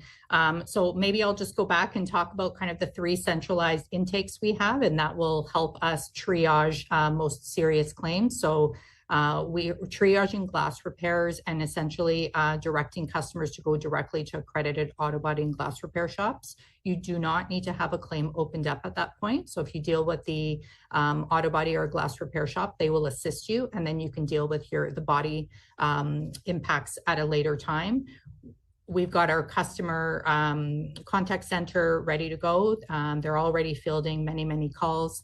And those, again, are reserved for folks that have vehicles that they are unable to drive due to severe damage. We've also queued up, we've got our online form ready to go for customers that have damage, but the vehicle can be driven safely. We are also looking at, and more to come on that, we're just putting final finishing touches on a centralized hail claim center in order to be able to respond quickly to customers that have hail damage. So it's all hands on deck at Manitoba Public Insurance, as well with our repair and industry partners. Well, I guess we hope for no more hail, no more rain, and you can get these dealt with in a timely fashion, because it certainly is. The weather has certainly impacted such a wide swath of the province pretty much all at once. Thank you for joining us this morning. Thank you so much. Maria Campos is MPI's VP and Chief Customer and Product Officer. As you may have heard on World Report, on this day in 1966, the Rolling Stones' Paint It Black started its run to the top of the charts. It hit number 1 across the UK, the US, and here in Canada, making history as the first chart-topping single to feature a sitar. And this fact blew my mind, that heavy driving rhythm from Bill Wyman, laying on the floor, pumping the organ pedal with his fist. Come on, how cool is that? Let's listen to some of the Rolling Stones, Paint It Black, CBC Radio 1. I see a red door and I want it painted black. No colors anymore, I want them to turn black.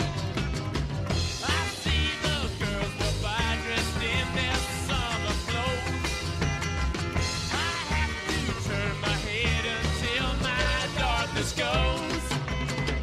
I see a line of cars and they are painted black, with flowers and my love hope never to come back.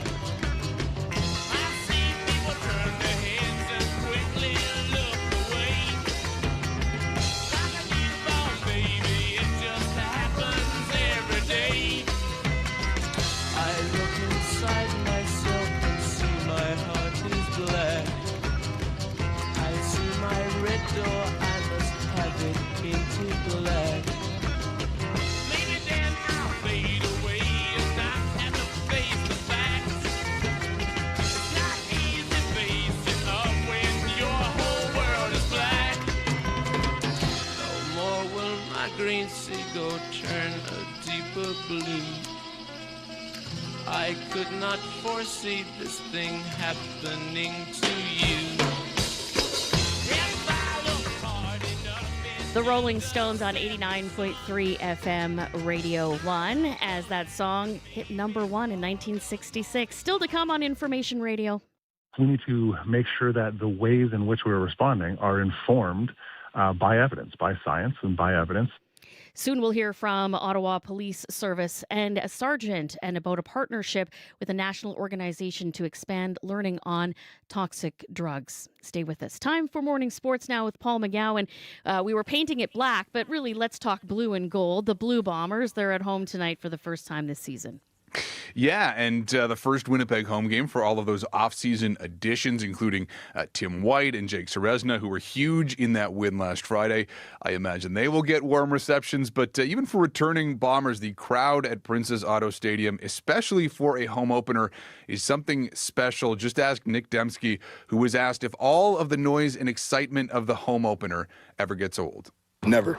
I love it. I love, as I said, I love the environment that the city brings. I love the energy in the stadium. And I mean, to start off a game like that, hearing the crowd roar, running out of the tunnel, I mean, it's amazing. It's definitely a great way to start off the game. And as I said, we just got to go out here and put on a show for them.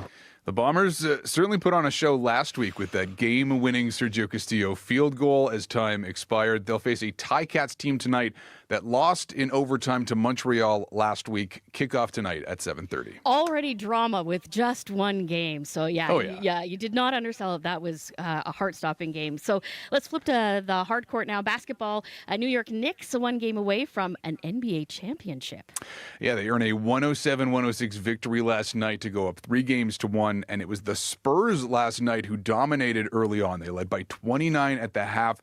But the Knicks come all the way back, and it's former Raptor OG Anunoby who wins it, tips home a rebound with 1.2 seconds on the clock. And the typically very reserved OG admitted afterward that, yeah, it was a pretty great moment. Feels cool. I mean, everyone's pretty excited. I'm excited too. I'm excited too. We're all excited. We're enjoying it right now, but we're just focused on the next game now. Fantastic that he had to clarify that, yes, he was, in fact, excited. That 29-point comeback, by the way, the largest in NBA Finals history.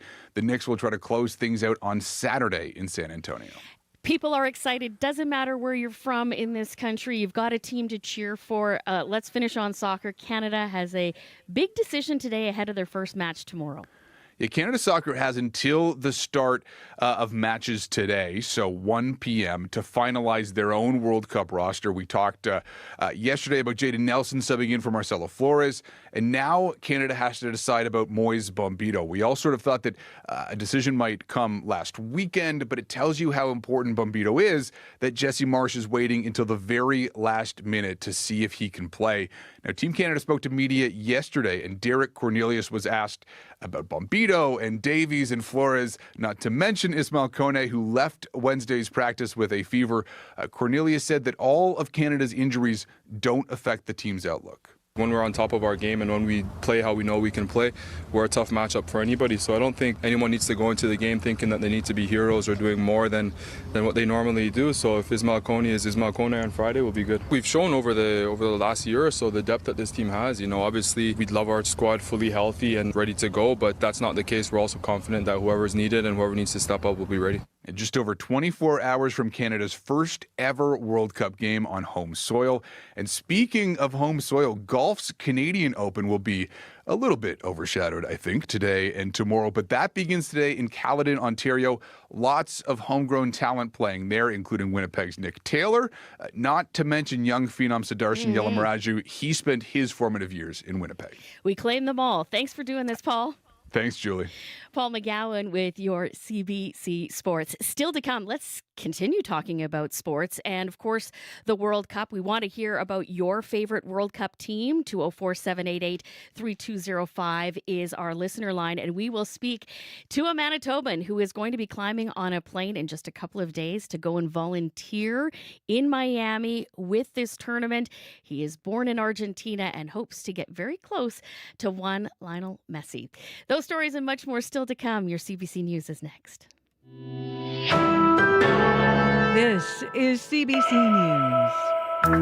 Good morning. I'm Heather Wells in Winnipeg at 7:30, 15 degrees, and we aren't drying out just yet. A few showers beginning this morning, and again, we have a risk of an afternoon thunderstorm. Bit of a wind coming at us from the northwest today, cooling us to a high of 18. A Winnipeg woman is not happy with Manitoba Hydro's communication after Tuesday's big storm. Severe weather left thousands without electricity. Donna Hode lost power at her condo. Hydro's outage map showed it would only be a couple of hours before power returned, but almost a day later, she says the website had not been updated and she still didn't have electricity. It is frustrating just not having any sense of when to expect. Like, I have no idea if it's going to be restored sometime tonight, if it's going to be another night of no power. Manitoba Hydro hopes to have power back on by the end of today for everyone impacted. In a release, it says as of 10 last night, they had restored power to 17,000 customers all across the southern part of the province. It says the vast majority of customers in Winnipeg, Westman, and Parkland should have power back as of last night. And Hydro says there are another 2,000 to 3,000 customers in Winnipeg that will be worked on today. The storms led to a barrage of cell phones buzzing with repeated tornado warnings. Some people received nearly 20 alerts before midnight Tuesday. Others got even more. Tyler Semigalski was at a bar in East Selkirk. He says people started ignoring the alerts because the weather outside showed no signs of a tornado. There's a live band playing inside and nobody ever really looked concerned. Everybody's phone kept going off every 10, 15 minutes with more warnings, and everybody in the bar was just swiping them away at this point. Semigalski worries people will ignore future tornado warnings if they keep getting issued too broadly. Environment and Climate Change Canada says it is investigating the flood of alerts, looking for a more targeted warning system in the future. Meanwhile, the agency says 2 of the numerous tornadoes reported have now been confirmed. The twister near St. Anne and a tornado near Dufrost, which is just east of Morris. There has been so much rain in Stonewall and surrounding area, the province has issued a flood warning. Stonewall had more than 250 millimeters of rain Tuesday night. Many people have flooded basements. Brianne Lucier and her family had to be rescued from their home in Gros Isle by firefighters in a boat. I've never thought I would have to do that, especially in my own house. Like, it's crazy to think about. She says her family will likely stay at a hotel in Winnipeg, adding they have lost most of their belongings and 2 vehicles are still stranded in the water. Neil Kachuk has farmed just north of Minnetonka his entire life. He has 6,000 acres of grain, and he's never seen flooding like this. It's been quite a roller coaster, quite dramatic when you start seeing all the destruction. It is really overwhelming, the amount of damage that's been done, widespread right from one end of the valley to the next. Kachuk says some of his crops are underwater. Other fields are inaccessible because roads have been washed away. Premier Rob Canoe says after meeting people in the Minnetonka area, his government is going to offer extra support to recover from flooding. Canoe says the financial help will be more immediate than through a typical flood claim. Based on what we're seeing with Minnetonka's, we're also going to step forward with a provincial program called ESS, Emergency Social Services. There's just that need to help people out with the immediate food or folks who can't make it into work, things like that. Canoe says the province could also help with the cost of buying new electrical panels for homes and businesses in Minnetonka, and he encourages all flood victims to apply for help through the Disaster Financial Assistance Program, which is covered by Ottawa. Well, a teen in Oak Bank is making waves. 16-year-old Nolan Law says the whole town was covered with water, so the triathlete decided to put it to use, and he wasn't the only one. All down my street, there was about a foot of water covering the whole road. As I was swimming, there was a group of kids, probably about 16 to 17 years old. They had a truck and they were wakeboarding behind the truck down the street. Law says he did a total of about 300 meters up and down his street, and he says he was surprised at how good the water quality was of that flood water. You can hear more from him coming up in this next half hour right here on Information Radio. You can find the latest news updated throughout the day, as always, at cbc.ca/Manitoba. Well, Heather, we saw that water. Yes. You couldn't see through it, and he's saying that the water quality was great. I'm suspect. Yeah, I don't know that I would want to take a swim in it. Me neither, but, good on him. I guess that's what happens for the young people. Thanks, Heather. You're welcome. Heather Wells bringing us your news and information this morning. Lots to get to still in weather. Now, we are seeing a few peaks of sunshine here in the city of Winnipeg, but don't expect that to last. And up north is now going to get a drenching, Abby. Yeah, we're tracking an incoming storm system which has triggered rainfall warnings for the Churchill area, the Thompson area, and if you're around the Gillam area, there are rainfall warnings actually in effect as we speak. We're looking at 50 to 80 millimeters of rain from today through Sunday, and there's a risk of flash flooding over frozen ground in that part of the province. But down south, it's more like we're still going to see sunny conditions, but it will stay warm. For the Winnipeg area, mostly cloudy, the sun cracking through outside, 15 degrees right now. Noticing the winds pick up from the northwest. It's going to create more like a windy conditions through the morning as we prepare for those morning showers to roll in, and then we'll notice the thunderstorms this afternoon as we warm up to 18 degrees and more showers in the forecast tonight. The southern part of the province, from the Pembina Valley region all the way to the Parkland, we are seeing temperatures kind of hover around 16, 15 degrees, and highs would be around 19 degrees for most of the areas. While for up north, we're seeing 11 in the Power, Flin Flon, and Thompson already experiencing light rain at 11 degrees. Norway House, similar conditions, light rain at 12. And for the Churchill region, we have those foggy conditions mixed with rain at 4 degrees at this time.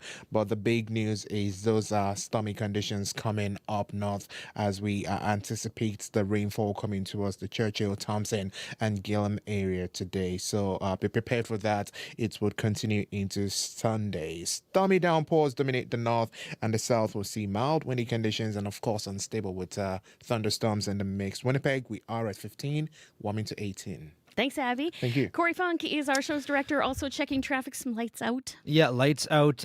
We heard from Hydro, Aaron, and so it's not Aaron, sorry. Ellison Wall, Ellison Aaron, Ellison Valor, Sargent and Valor, St. Matthews and Valor. All those lights out right now completely, so treat that as a four-way stop. Also, lights are out Henderson and Layton, and Henderson and Kimberley as well. So you do want to treat that as a four-way stop as well. As for the highways, Highway 7 between Toulon and Highway 67, which is the highway that takes you to Stonewall, closed right now because of flooding, as well as Highway 9 between Clandeboye and Winnipeg Beach. There's a number of flooded out areas, so you want to avoid that highway as well. So Highway 8 is actually your best bet if you're going through that area of the Interlake there to get where you need to go, if that helps for you. As well, Highway 10 between Minnetonka and Swan River, of course, still closed because of washouts in that area as well. If you have any other updates for me, you can give me a call on the CBC commuter line. That number to call, 204-788-3093. It is at 22 minutes now before 8 o'clock. And as you've been hearing in the news, Hydro's still working to get power back on for thousands of customers here in Winnipeg. We will speak with Peter Chura from Manitoba Hydro a little bit later this hour. But let's check in with Dan Leonard, who has been without power since 5 p.m. on Tuesday. He lives in Winnipeg's West End on Clifton Street. Good morning, Dan. Hey, good morning. What is your situation there? What's your house like? Yeah, so we lost power, as you mentioned, Tuesday at 5 p.m., and they said it would be back at 9 p.m., but we haven't heard much left.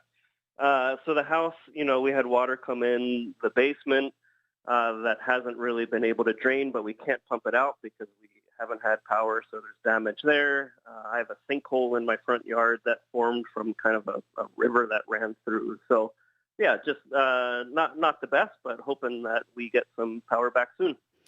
And not to mention probably a fridge and a freezer and those kinds of issues. Of course, yes. All the food, all of that's gone. There's no hot water or things like that as well. What has communication been like with Manitoba Hydro? Have you tried to reach out? Yeah, tried to reach out. Haven't heard anything. Have tried to report online again, though I know they know. So haven't heard anything. We got the initial note that the power was out, which of course we knew, but haven't gotten any updates. I think the website last I checked still says it should be back on 9 p.m. On Tuesday. So still kind of waiting to hear, but recognize that lots of people are dealing with difficult issues right now and that hydro is stretched thin. So have some compassion for that as well. But it's and that's very graceful, but it must be difficult being in your home when it probably smells like sewage. It does, yeah. It smells like sewage. It feels moldy. I'm worried about my kids and what they're breathing and what the long-term damage is. Certainly, there's going to be cost associated with all of these things. The West End, it's a very mixed income neighborhood, and so there's a lot of people who don't necessarily have the financial means to cover all the damage in their basements. And as we all know, food is very expensive. And so throwing out a fridge full of food and buying it again, like these are real costs for the residents of our neighborhood. At this point, do you have insurance that will hopefully help you in this regard?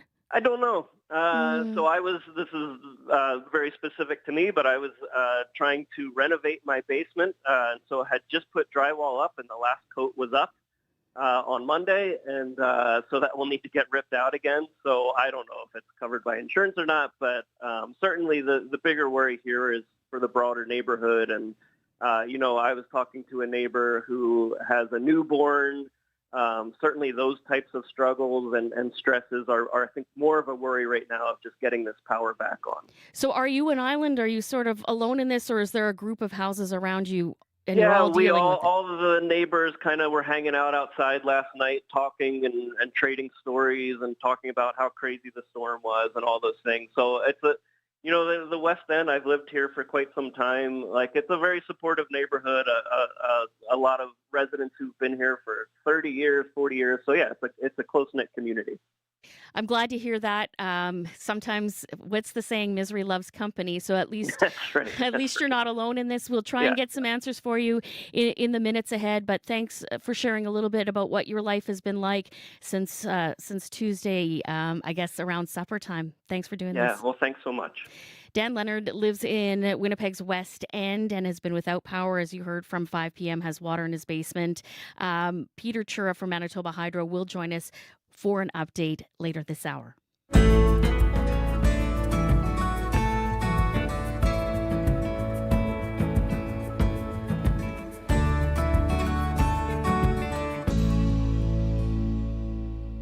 7:43 now, and a Manitoban packing his bags, getting ready to go to the 2026 FIFA World Cup, flying to Miami, one of the host cities, on Saturday, and will be one of the many volunteers helping out at the international event. Pablo Sact immigrated to Canada in 2003 from Argentina, growing up loving, playing, watching soccer, and for the past 14 years has been doing the job that players and parents maybe don't love but need to appreciate, and that is refereeing in Manitoba. And now he will be helping out other refs on the world stage. He joins us now wearing his Argentina jersey. Good morning. Buenos dias, Pablo. Good morning. I'm so happy to be here today. How did you wind up becoming a volunteer at FIFA's World Cup in Miami? I think this is a long story because on 2015, I was also a volunteer for the Women's World Cup here in Manitoba, in Winnipeg. So like a year ago, I signed up to volunteer for FIFA 2026. And maybe 4 or 5 months later, I received an email saying that I will be doing an interview. So I had a Zoom interview, and I was offered a position to help referees in the World Cup. And as soon as I received the offer, 5 minutes later, I accepted. 5 minutes? It took you all of that time to decide. Yeah. What type of things will you be doing when you get there? Okay. But everything related with helping referees to feel comfortable and at home, which is funny because it's not my home. But I decided to volunteer in Miami because I also have family and friends, and it will be easier for me to volunteer in Miami. So, but the plan is, as any volunteer, like help referees with whatever the referees will need to feel comfortable, to know where to go, if they need ice, if they need towels, like basic stuff for volunteers. But for me, it's important because I will be in contact with the top referees in the world. Yeah. So I will be learning a lot. Yeah, and I think that will be probably a learning experience for you as a referee already. Exactly. So I'm glad I'm here in Winnipeg because I'm learning from several really good referees. Some are FIFA referees already that participated in the World Cup in the past, but this time I will see like many, and hopefully I will recognize some of them. Is FIFA paying for your ticket, your accommodations, helping you out in any way? No, this is out of my own pocket. So I will have to pay for my ticket. I will have to rent a car, but I don't have to pay for accommodation because I have family and friends helping me. They will help with food when I will be doing shifts. That's it. Right. As we've mentioned, you're from Argentina originally, and they won the last World Cup in 2022. So I guess how will it feel to cheer for your home country in the United States?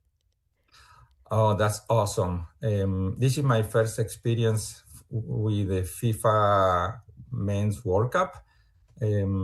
So having a team like Argentina is always something strong. And I know the Argentinian fans will be rooting mainly in Miami. I've seen already groups like already cheering on the street, on places.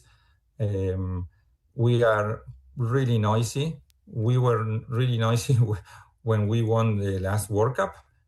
So I'm so happy I will participate in Miami, cheering for a team like Argentina. We still have Messi, who's in a really good shape. And I'm expecting probably not to be champions this time, but at least go to semifinals. Well, I'm sure you're a Lionel Messi fan. How big a fan are you? I will say the top fans. I saw Messi several times already. I went to Spain, I went to Chicago, I went to Argentina, and I've seen Messi probably 5 or 6 times. And the funny thing is I have 2 sons who are also really fans of soccer. So we watch every single game that Messi is playing in Barcelona, Argentina, PSG, Miami. So anytime Messi is playing, we watch the game. And when Argentina won with Messi the first Copa America, we said together, if Argentina will win the World Cup, we will have a tattoo. So the 3 of us, we have the same tattoo that of course is Messi, like grabbing the cup. Well, I know Miami will be hosting the quarter final and the bronze final. There's a chance you could be on the same pitch as Messi. So we wish you the very best of luck of being there, enjoying the moment, and also perhaps getting to maybe rub elbows with one of the greats in the game of soccer. The best of luck. Enjoy your time, and hopefully we'll chat when you get back. Thanks for doing this. Thank you very much. Pablo Sacht was volunteering at the 2026 FIFA World Cup in Miami. And like many other Argentinians, he will be cheering for their team in the FIFA World Cup. He's joining us from here in Winnipeg. Now, about 11 minutes before 8 o'clock, and just before we spoke with Pablo, we heard from a man in the West End who has been without power since 5 p.m. on Tuesday and still dealing with those power outages and water in his basement. As of last night, 15,000 hydro customers in Winnipeg were still without power. Another 5,000 or so outside the city were still in the dark after Tuesday's storm. For an update, we have reached Peter Chura, who is with Manitoba Hydro. Good morning, Peter. Good morning, Julie. What kind of progress has Hydro made overnight? Well, pretty great progress, actually, Julie. Since late yesterday, we've managed to get about 15,000 customers just in the city of Winnipeg with their power restored. And that's despite that sort of bonus round of thunderstorms we had last night that slowed some things down, slowed some work down, and caused a few more isolated outages, brought some more trees down. But we've still been able to clear most of the larger outages, and we have, at this point, about 1,400 customers within the city of Winnipeg still without power.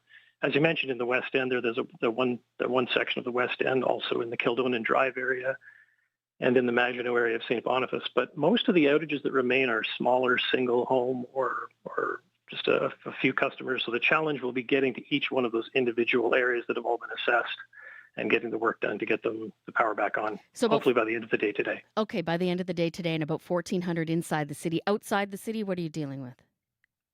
But a couple thousand total. There's still challenges reaching some areas due to washed out roads, but we're making good progress also outside the city and expect to have most of those outages done by the end of the day as well. In that Parkland area, so hard hit over the weekend, we still have the power back on in the town of Minnetonka despite the flooding. There's still a handful of customers there whose power remains out because of damage to their homes, damage to the electrical panels, but we're working with the homeowners today to try to get the power back on there as well. Is that sort of the trickiest places right now to get the power back on? The challenge is, of course, anywhere where there's damage inside the home that has to be taken care of by an electrician. One thing that we would remind customers, including in the city of Winnipeg, is if there's tree damage, not just to the power lines, but to the power mast that attaches the line to your house, that's part of the electrical equipment of your home, and that's going to have to be seen to by an electrician before we can hook the power back up from our main distribution line. How does the damage from this storm compare to past summer storms in the province? Well, what we're hearing is this is probably the worst summer storm impact that certainly we can think of in recent memory, just in terms of the sheer number of outages, with literally hundreds of lines down, trees down on lines, and other kinds of damage to deal with. The challenge over the last couple of days has simply been for the crews to reach all of these different situations of outages and damage, and just to assess them and start to get the repairs done. Thank you for doing this. Appreciate the update. Thanks, and appreciate all the patience and cooperation from our customers as well. Peter Chura is Media Relations Officer with Manitoba Hydro. 7:52 now, and the toxic drug crisis continues to be a reality here in the city of Winnipeg. On Monday's show, we heard from Inspector Jen McKinnon. She's in charge of the Central District and the Community Support Unit. Yeah, it's a tricky balance for sure. When the Premier talks about a velvet glove to our people who are suffering from addictions, I think our role as a police service is to work more in collaboration with our services, with our business partners, with our nonprofit organizations, with our community partners, with the City of Winnipeg, which is what we're doing through the Safe Winnipeg initiative right now. I think for a lot of people, they consider Winnipeg is the only city dealing with this. And that, of course, Inspector Jen McKinnon with the WPS. But indeed, other cities across this country are dealing with very similar issues. Police forces are trying to cope with a toxic drug supply, including Ottawa's service. In April, the Canadian Centre on Substance Use and Addiction announced a partnership with Ottawa Police to learn about the brain science to help that city's drug crisis. The learning is done through a 3-hour, what's called master class by the Alberta Family Wellness Initiative and the Palix Foundation. To learn more, Sergeant Paul Stam is joining us. He's in charge of Ottawa's Police Services Community Outreach, the Response and Engagement Team. Good morning, and thank you for joining us. Good morning. Thanks so much for having me. Why is this kind of education important for officers? Well, this training and this partnership is important because it takes some really complex brain science, sort of the cutting edge of brain science, and it translates into a way that's usable and applicable and understandable by frontline practitioners such as myself. This learning is in the form of a 3-hour master class. So what are people like yourself learning in this session?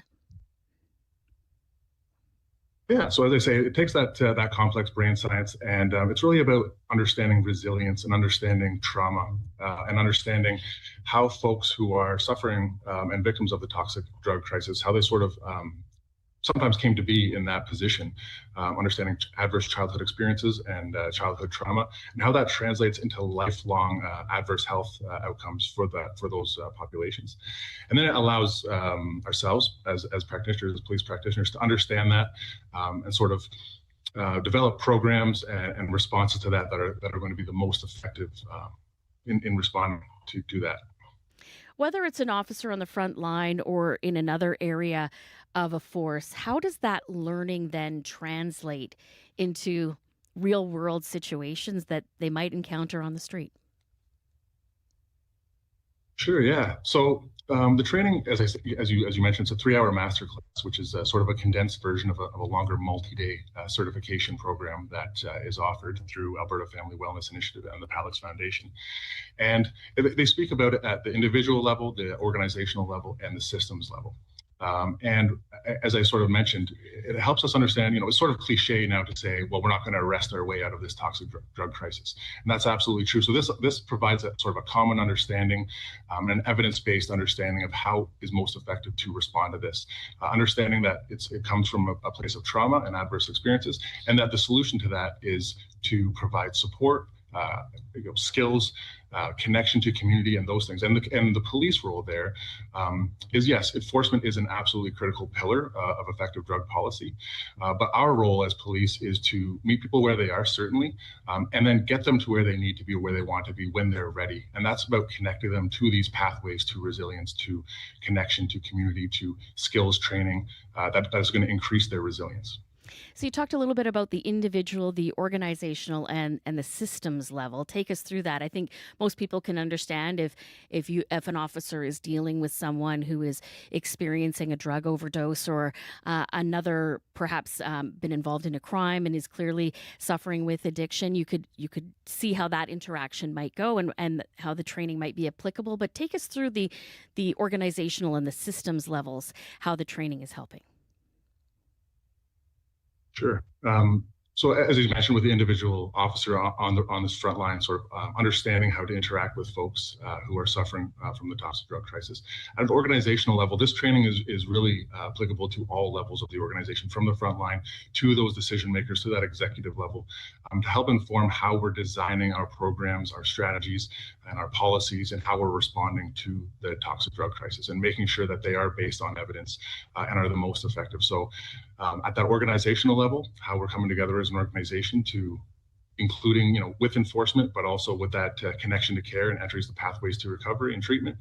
And then at a systems level, what we're really understanding now and what we're really working on in Ottawa is to coordinate with this multi-agency approach, working with the city, with social services, with public health, and our federal partners at the Canadian Centre on Substance Use and Addiction, to design processes and that system so that we can use this common language, these evidence-based understandings from the science, and have that common understanding and that common language to inform how we collectively, across the city, across these agencies, are focusing our efforts in the right direction to be as effective as possible, as opposed to that siloed approach that we've sometimes seen over the last few years.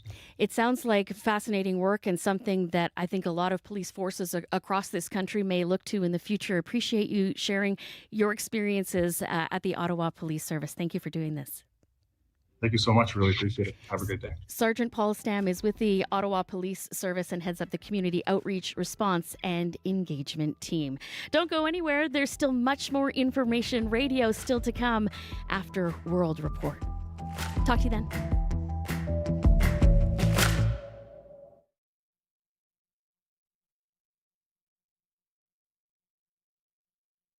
On cue. After a decade away, the legendary Canadian indie rock band Broken Social Scene are back with a new album. You're going to hear from original BSS members Kevin Drew and Charles Spearin about their new record and about their early days playing shows with 20-30 people in the audience and 20-30 people on stage. Q with Tom Power this morning at 10:30 in Newfoundland, and on CBC Listen or wherever you get your podcasts. The CBC News is next. Coming up in half an hour, it's The Current with Matt Galloway. In the decades after the Second World War, hundreds of thousands of Canadian women were forced to give up their babies for adoption. We'll hear from women about the long-term effects this had and why they want an apology from the government. That's coming up on The Current. This is World Report. Good morning. I'm Marcia Young. We begin with an ominous escalation in the Middle East. U.S. President Donald Trump is warning that an American assault is coming, quote, very hard tonight. In a social media post, Trump claims Iran's military capabilities are destroyed. The U.S. president also threatens to seize the country's critical oil export hub at Kharg Island. This follows a volatile morning on the ground. Iranian missiles were captured on video launching from the northwestern city of Zanjan, and American airstrikes pounded targets across southern Iran. In a Canadian exclusive, CBC News is reporting from Iran with permission of the government. Tehran imposes restrictions on international journalists. However, officials do not check our material before it's broadcast. The CBC's senior international correspondent, Margaret Evans, is in Tehran. Margaret, what can you tell us?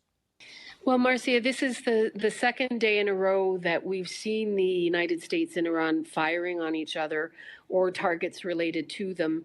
And this is in the midst of what is supposed to be a ceasefire agreed in April. We received the first reports of a U.S. strike on targets in Iran as we arrived in Tehran last night.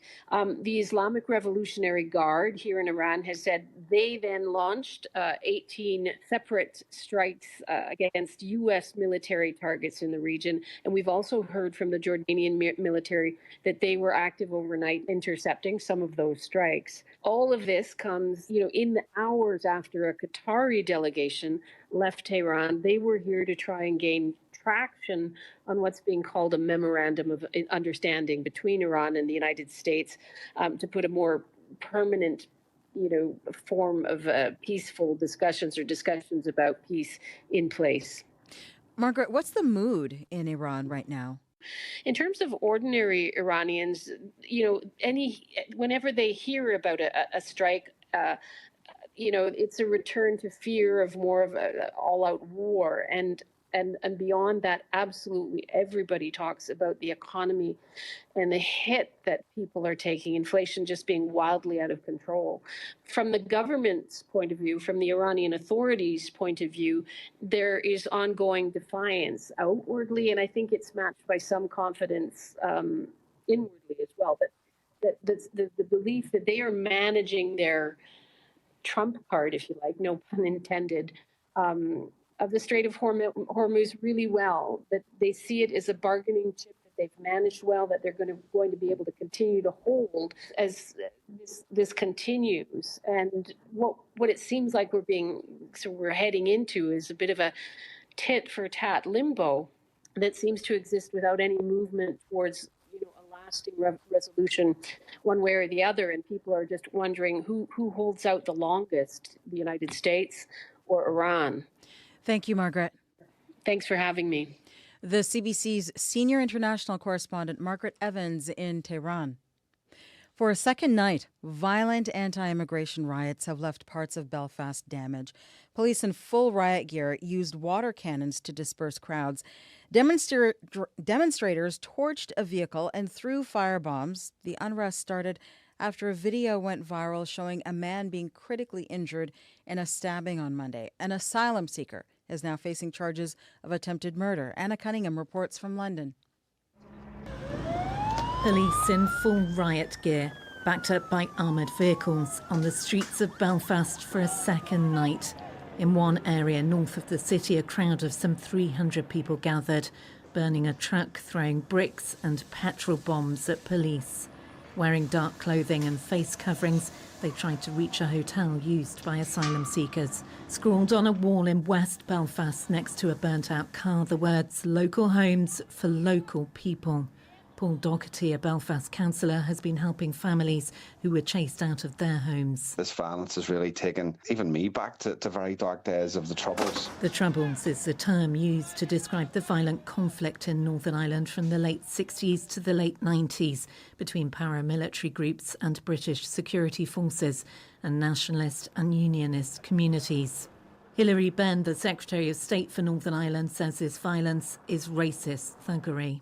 If you're burning someone out of their home, saying foreigners out, what other word would you use to describe what has been going on? People from Uganda, Somalia, Eritrea, Sudan, Ukraine, forced to flee their Belfast homes. They were terrified, kids were crying. Twazel Mohammed, a Sudanese refugee, works in Belfast, supporting other refugees and asylum seekers. These are people who recently fled the war in Sudan too. The family of the victim of Monday's knife attack have appealed for what happened not to divide people or fuel hostility. Anna Cunningham, CBC News, London. A trade route between Canada and the U.S. is hitting another roadblock. The Windsor-Detroit Bridge Authority confirms the opening of the Gordie Howe International Bridge is being pushed back yet again, so both sides can work through unresolved issues.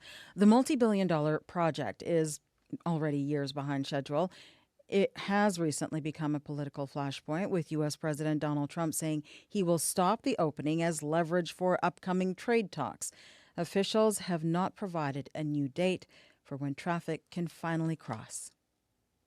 The buildup is over. Mexico City hosts the 2026 FIFA Men's World Cup opening game between Mexico and South Africa. This is the third time Mexico is hosting the tournament. But this time, the enthusiasm for the event among the locals is much tougher to find. Jorge Barrera reports. Game night in Tepito, one of Mexico City's toughest neighborhoods, on a soccer pitch with a history intertwined with the 1970 World Cup. Vinieron seleccionados brasileños, entre ellos venía Pelé. The Brazilian side came here with Brazilian soccer legend Pelé, and they had a game with the neighbors. But this World Cup, Mexico's third, feels different, says Salvador Gomez Hubert. The Mexican isn't connecting because this World Cup is not for the people, he says, with crazy prices for tickets and even team jerseys. Mexico's governments have been trying to boost excitement, like organizing a record-setting human wave, but it's just not landing with local people, says Mexico City urbanization specialist Roberto Remes. I was a teenager in the 1986 World Cup. I feel very different, the environment. Back then, Mexico City was recovering from a devastating 1985 earthquake that left thousands dead. But if Mexico's team catches fire, so will the country.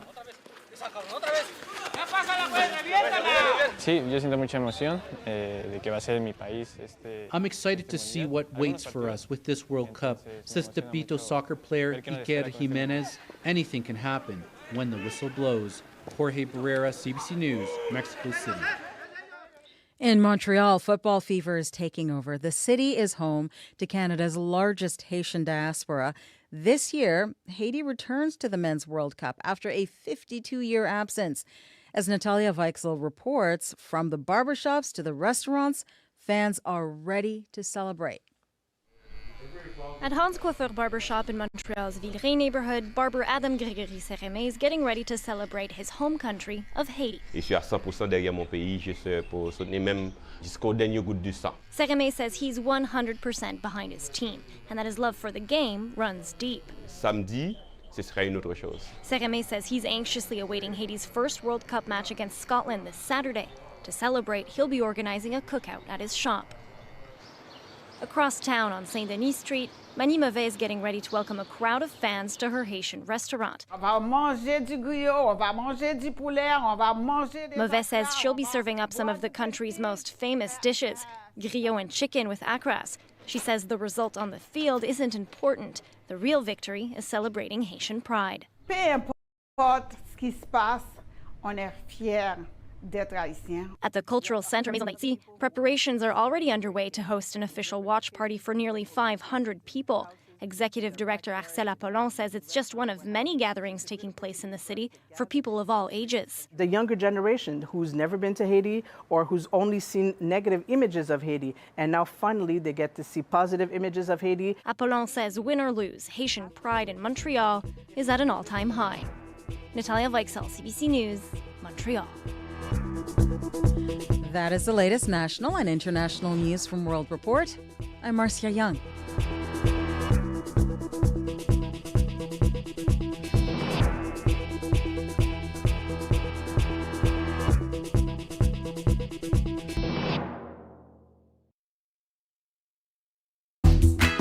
Good morning, Manitoba. I'm Julie Buckingham in for Marcy Marcusa. This is Information Radio on CBC 89.3 FM, 990 AM, on the app and on YouTube. It's Thursday morning. It's about 16 degrees in the city of Winnipeg. More showers, potential thunderstorms expected here. There are rainfall warnings in the north. Abby will bring you the full forecast in just a moment. Still to come, that icky wet mess that we've heard about in basements even just last half hour is more than just an aesthetic problem. Coming up, what's in that water? What nasty germs it could leave behind? We'll speak with a microbiologist to put that issue under the microscope. And we'll also ask him about that young man swimming in the storm water in Oakbank. Also, are those storm warnings you're getting to your phone kind of like that old story about the boy crying wolf? Some people, it seems, are now ignoring them. We'll drill down on that story at about 8:20.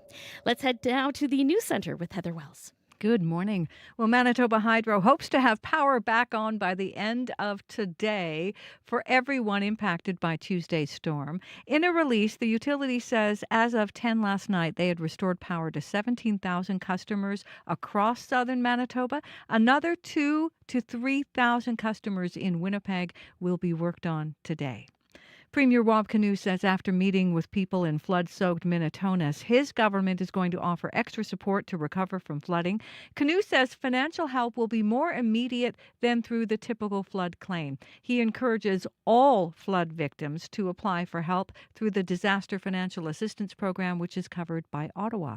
I'll be back with more Manitoba news at 8:30. Looking forward to it. Thanks, Heather. Thank you. Heather Wells at the News Center. Abby Adeyemi has been manning the forecast, and again, more rain coming not just for the south, but also now the north. Yeah, looking at conditions in the northern part, we have this rainfall warning in effect for the northeastern part of Manitoba, where we have this stalled storm system that is going to be bringing 50 to 80 millimeters of rain starting sometime today through Sunday, and this will threaten more like localized flooding, road washouts, and even frozen grounds in that part of the province. So prepare for that. Then if you look towards the south, we're going to see more like this widespread afternoon thunderstorms that will be coming, though early morning light showers will be starting in the southern part of the province soon. Here in Winnipeg, it's cloudy outside, 16 degrees. Expect a windy afternoon, and of course some thunderstorm risks in the mix.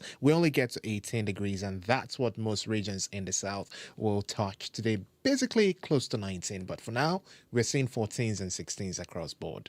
All right, that's Abby's latest forecast. Corey Funk has been looking after keeping me in line, but also checking the commuter line. Both very difficult tasks. Yes. But the biggest issues this morning is actually a bunch of outages at intersections, particularly in the West End.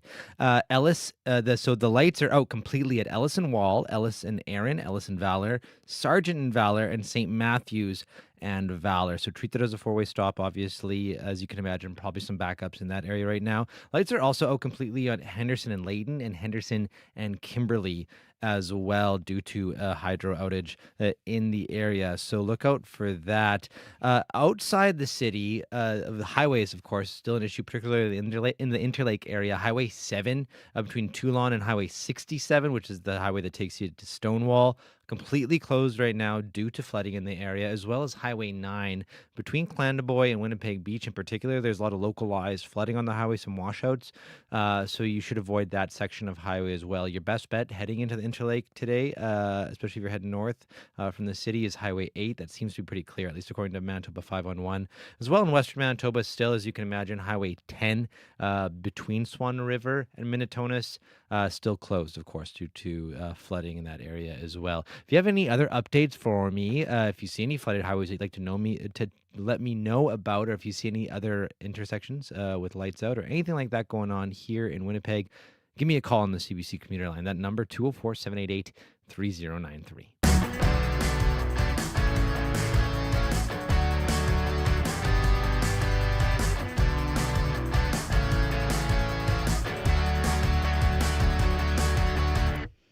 15 minutes now after 8 o'clock, and by the time CBC's Corey Funk showed up near his home, Ryan Margetts of Stonewall was bailing water from his basement using a 5-gallon bucket.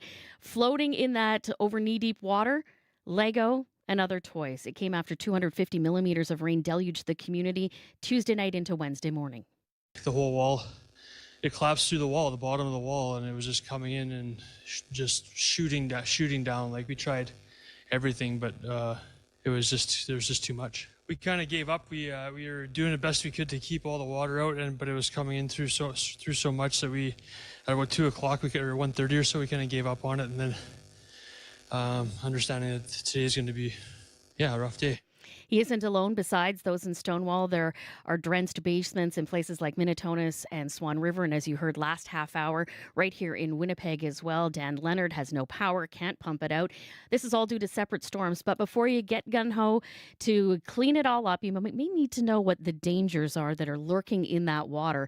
Joining us is Jason Tetreault, a microbiologist, author of the books like The Germ Files, and a frequent contributor on CBC. Good morning, Jason. Thanks for doing this. Good morning. Pleasure to be here. From a microbiological perspective, just how bad is floodwater? It's pretty bad depending on where you happen to be. So if you are in an urban environment such as Winnipeg, then the biggest risk in that particular case is sewer backup, as opposed to what we're seeing right now, where the water's coming in from over top and essentially getting through the walls. If, however, you're in the agricultural or rural regions like we're seeing in Minitonas and Swan Valley area, that is a big problem because they have agricultural practices there, and that ends up getting contaminated, and that ends up coming into your home. So in both situations, it's a different source, but at the end of the day, there's still a microbiological risk to your health that you have to think about in the initial terms, and we can talk about other risks as we go along. So the difference between overland water that seeps in, perhaps that we were seeing in Stonewall yesterday, and then the individual we spoke to this morning, which could have been sewer backup and has now been sitting since Tuesday in his basement. Yeah. What's the difference with the little bugs in those waters? Yeah, so when you're talking about overland waters in an urban area, you're really just talking about not a lot, just in environmental bacteria. You're not going to see a lot of contamination or anything like that. If it's coming up through the sewers, then you're dealing with absolutely all the human microbiological waste. And as a result of that, you essentially have turned your basement, or the flooding has turned your basement into a wastewater treatment facility. So the only thing you can do at that stage is to get out and wait until you can find a way to get back in there and do a proper cleanup. What could make someone sick if they're staying, like that individual I spoke to just a short time ago? They've been in their house all of this time, can't pump it out, they've got no power. Are they at risk even just breathing the air? Yeah, that's really where the problem lies, because in those first 24 to 48 hours, it's just whatever happens to be in the water. But microbes, especially things like fungi, they will grow whenever they have a nice, warm, humid environment, and that's essentially what we're seeing. So the mold is going to start to grow there, but more importantly, whatever happens to be in the water is going to also grow to a massive concentration. And this is the type of thing that we start worrying about, because as you see those concentrations of bacteria rise, there's a greater likelihood of exposure and sickness. So initially, the waters may pose a gastrointestinal problem, but as things get more and more concentrated because it's growing, now you're going to have skin problems, eye problems, respiratory problems. It just maximizes as time goes on. So really, if you can't, as the one person said, by 2 o'clock, it was like, we can't do anything about it, just get out. Well, you're going to stay out until you can get yourself protected enough so that you can get back in there and start cleaning up. How quickly can stuff start to grow? So in microbiology, we have what is called a lag phase. And that lag phase usually lasts about 3 to 6 hours, and then it starts growing. That's and it? Depending on what, and depending on what bacteria you're using, they can double in concentration about every 20 minutes. right? You know, the old joke is that if you just let an E. coli grow with unconditional food, it'll cover the earth in 48 hours. So the thing is it's fast. And then the mold itself can take about 2 to 3 days for it to establish. And then once it's established, it's just going to grow it's just going to keep on growing until it no longer has a food or humidity source. So the reality is, I hate saying this, but it's the absolute truth. You have a petri dish where you used to live. So what is your advice? Should people simply get out and call a professional, or what's the best way to clean this up? Well, back before 2019, I would have just simply said, call a professional. There's nothing else you can do. But now, in the world that we live in, post-COVID, we do have the ability to go and get proper PPE. So you want to make sure that you're wearing good foot protection. You want to make sure that you're wearing good leg and arm protection. You want to wear that N95 mask. You want to wear those goggles, right? Like, we all know now about PPE, personal protective equipment, so that we can do this. But at the end of the day, when it comes to finally getting it to a point where you can live in it again, you're really going to need those professionals. A bucket of bleach is not going to help you with a lot of these cases. Lots of homeowners listening who are probably dealing with this. What is your message to them about staying safe while dealing with a disaster? And it's an emotional one, as you hear people that have those mementos that simply can't be replaced. It's not just the Lego.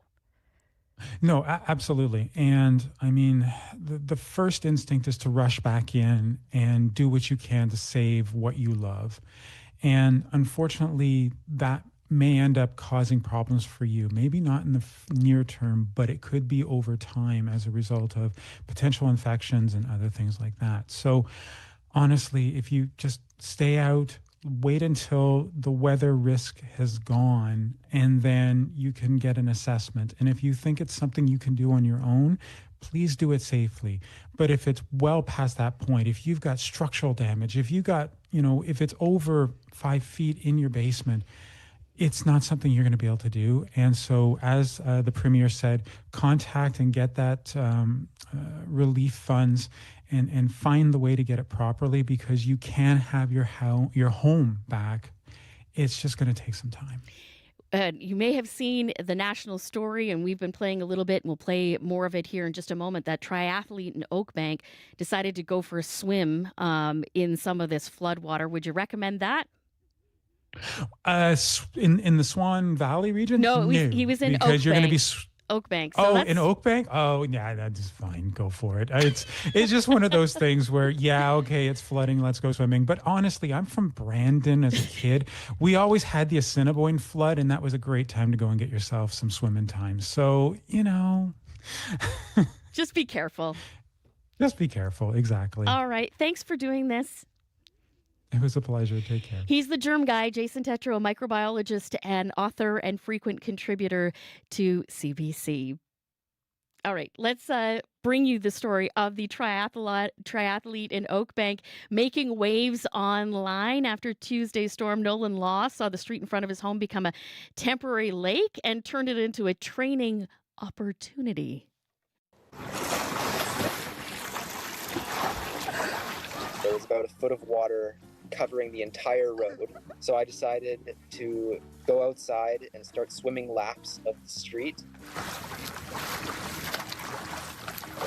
There was a huge storm. We were getting tornado warnings for pretty much the entire evening, and it rained for about 2 to 3 hours straight. The town was pretty much covered in water, and all down my street there was about a foot of water covering the whole road. As I was swimming, there was a group of kids, probably about 16 to 17 years old. They had a truck and they were wakeboarding behind the truck down the street. I probably did a total of 300 meters back and forth just around the street. I was surprised at how good the water quality was. It was probably better than Winnipeg Beach or Birds Hill Park even.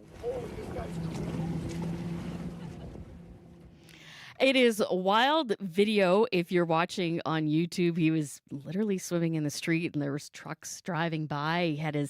He did have, let's talk about what he did have. He did have his his goggles on, and he was also had his head covered. So I guess safety first. So that is a 16-year-old triathlete from Oakbank, Nolan Law, as they say, making lemonade from lemons as a result of all of that water.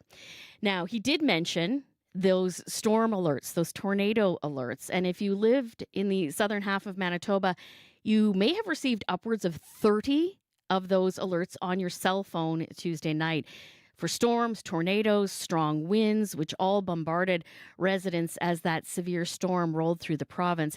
Tyler Semigulski from Selkirk described what it was like for him. I mean, I was over at the Boot Tavern in East Selkirk when most of them started coming through, and there's a live band playing inside, and nobody ever really looked concerned. Everybody's phone kept going off every 10, 15 minutes with more warnings, and everybody in the bar was just swiping them away at this point. I think at the beginning of the night, most people looked and went outside and looked, but after that, they just started ignoring them too. But, you know, I know some people last night who were scared, literally scared. They're shaking. They're calling me. They're, well, what's going on? Is there something bad in my area? They're gathering in their basement. They're trying to get stuff, and they're freaking out. And that's what I mean, putting the false fear. And I said, you guys are fine. There's nothing even near you at all. It's Tyler Semigulski from Selkirk. Now, Justin Ortel is with the Brandon-based Weather Centre of Manitoba. He spoke with the CBC's Ian Fraze yesterday about how Environment Canada's weather system for alerts works.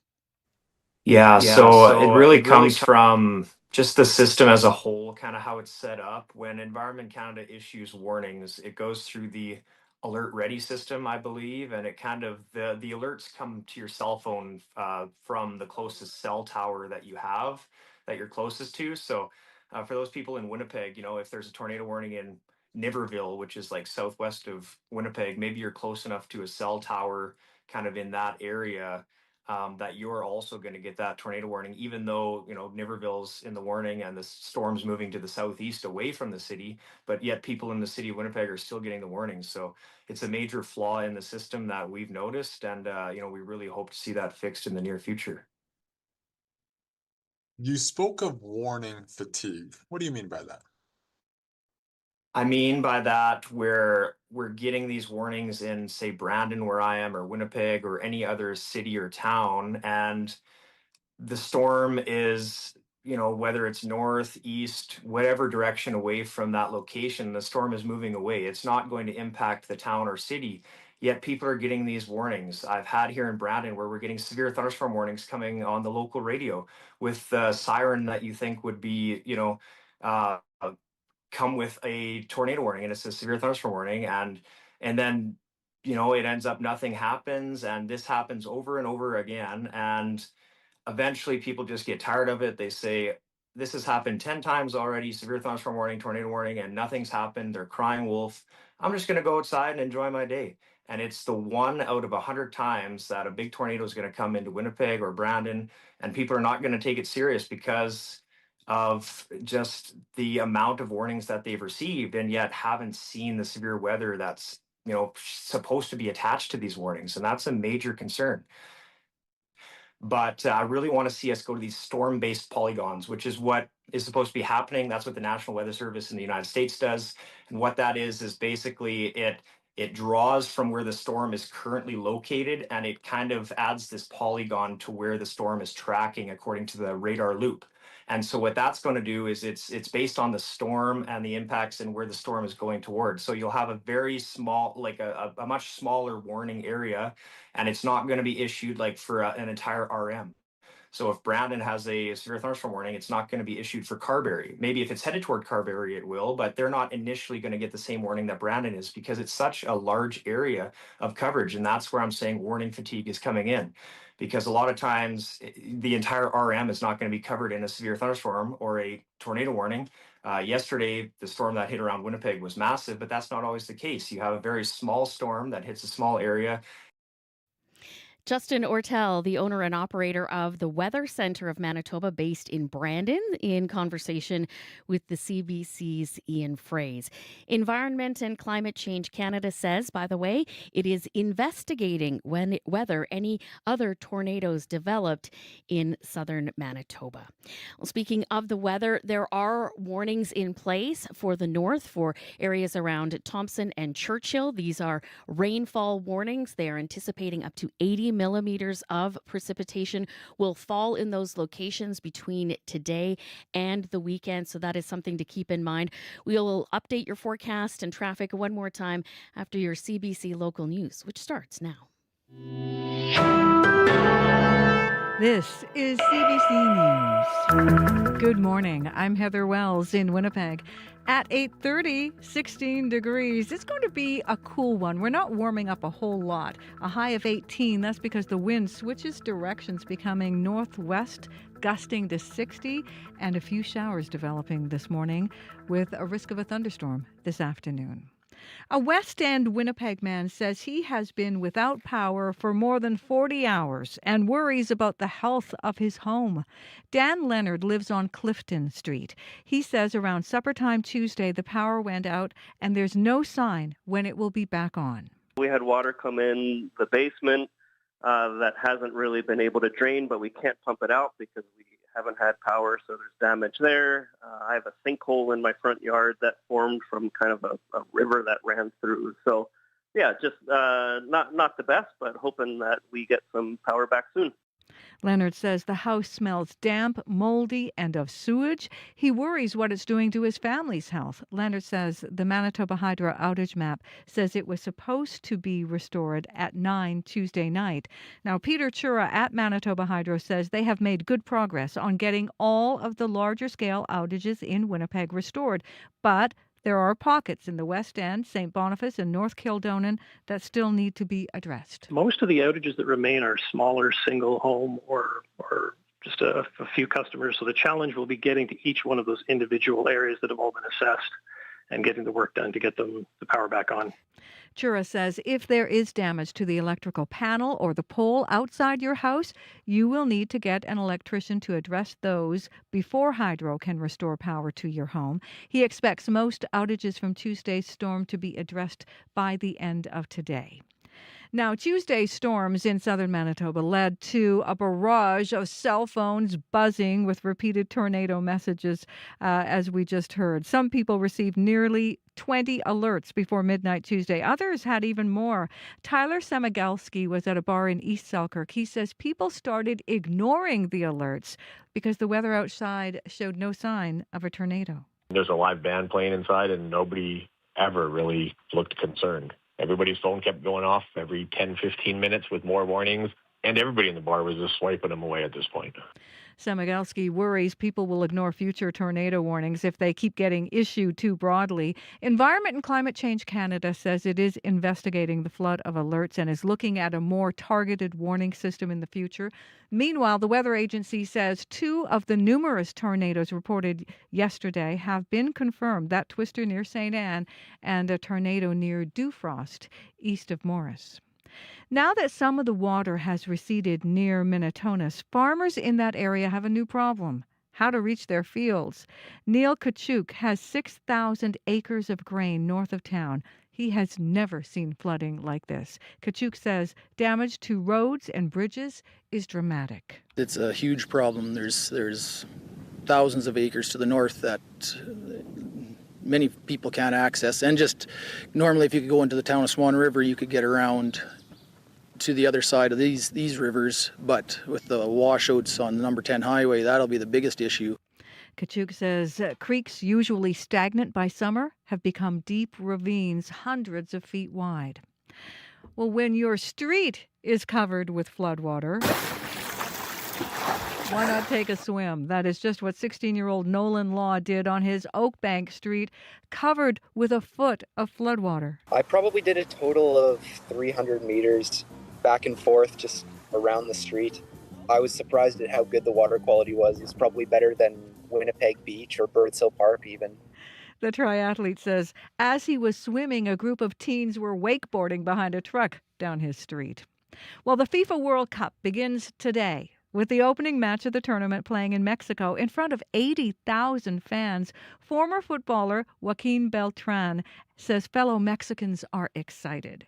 The expectation for the first match against South Africa, it's high for a win, but the coach and the players feel the pressure of making a good World Cup and make the 3 points in the first match to start with the right foot, the World Cup. This year's tournament is taking place across 3 countries, Canada, Mexico, and the U.S., and the first Canadian game is tomorrow in Toronto. You can find the latest news updated throughout your day. All you have to do is head to cbc.ca/Manitoba. Thanks for your work today, Heather. Thank you. Heather Wells at the CBC News Centre. Let's check traffic one final time. Corey Funk. There is a collision right now at Erin and Ellis on the southbound east side. Curb lane is blocked right now, and then eastbound on Ellis, the curb is blocked. So police are on scene right now directing traffic. And in that area, actually, there are a number of lights that are out right now. So Ellis and Wall, Ellis and Erin's lights are out there. Ellis and Valor, Sargent and Valor, St. Matthews and Valor, all those lights completely out due to a power outage in the area. Lights are also out at Henderson and Kimberley and Henderson and Layton as well. So do look out for that. And your highways, Highway 7 between Toulon and Highway 67 closed due to flooding, as well as parts of Highway 9 between Clandeboye and Winnipeg Beach flooded out as well. So careful. Highway 8 is your best bet to get to that area of the Interlake. Got some warnings in effect, Abby. Yeah, it's going to be a serious day across the province. Severe rainfall warnings towards the northeastern corner of the province. This is threatening flooding, and it might be washing out roads. Well, the downside of the province, south regions, we're looking at the risk of afternoon thunderstorms. The showers already started outside, Julie. We're stuck around 16 degrees now. Most of the regions only warm up to 19 degrees in the southern part of the province. For Winnipeg, we get to 18, but we're stuck at 16 now. It has been a great day. Thank you, Abby, for bringing us the latest in weather. Darren Morash, also looking after us on YouTube. Corey Funk staying in the studio today instead of hitting the road and monitoring traffic and directing in the studio today. Thank you for being here, whether it was listening on radio or joining us on YouTube. I'll be back in again tomorrow for Marcy Marcusa. The Current is next. I'm Julie Buckingham. Be well.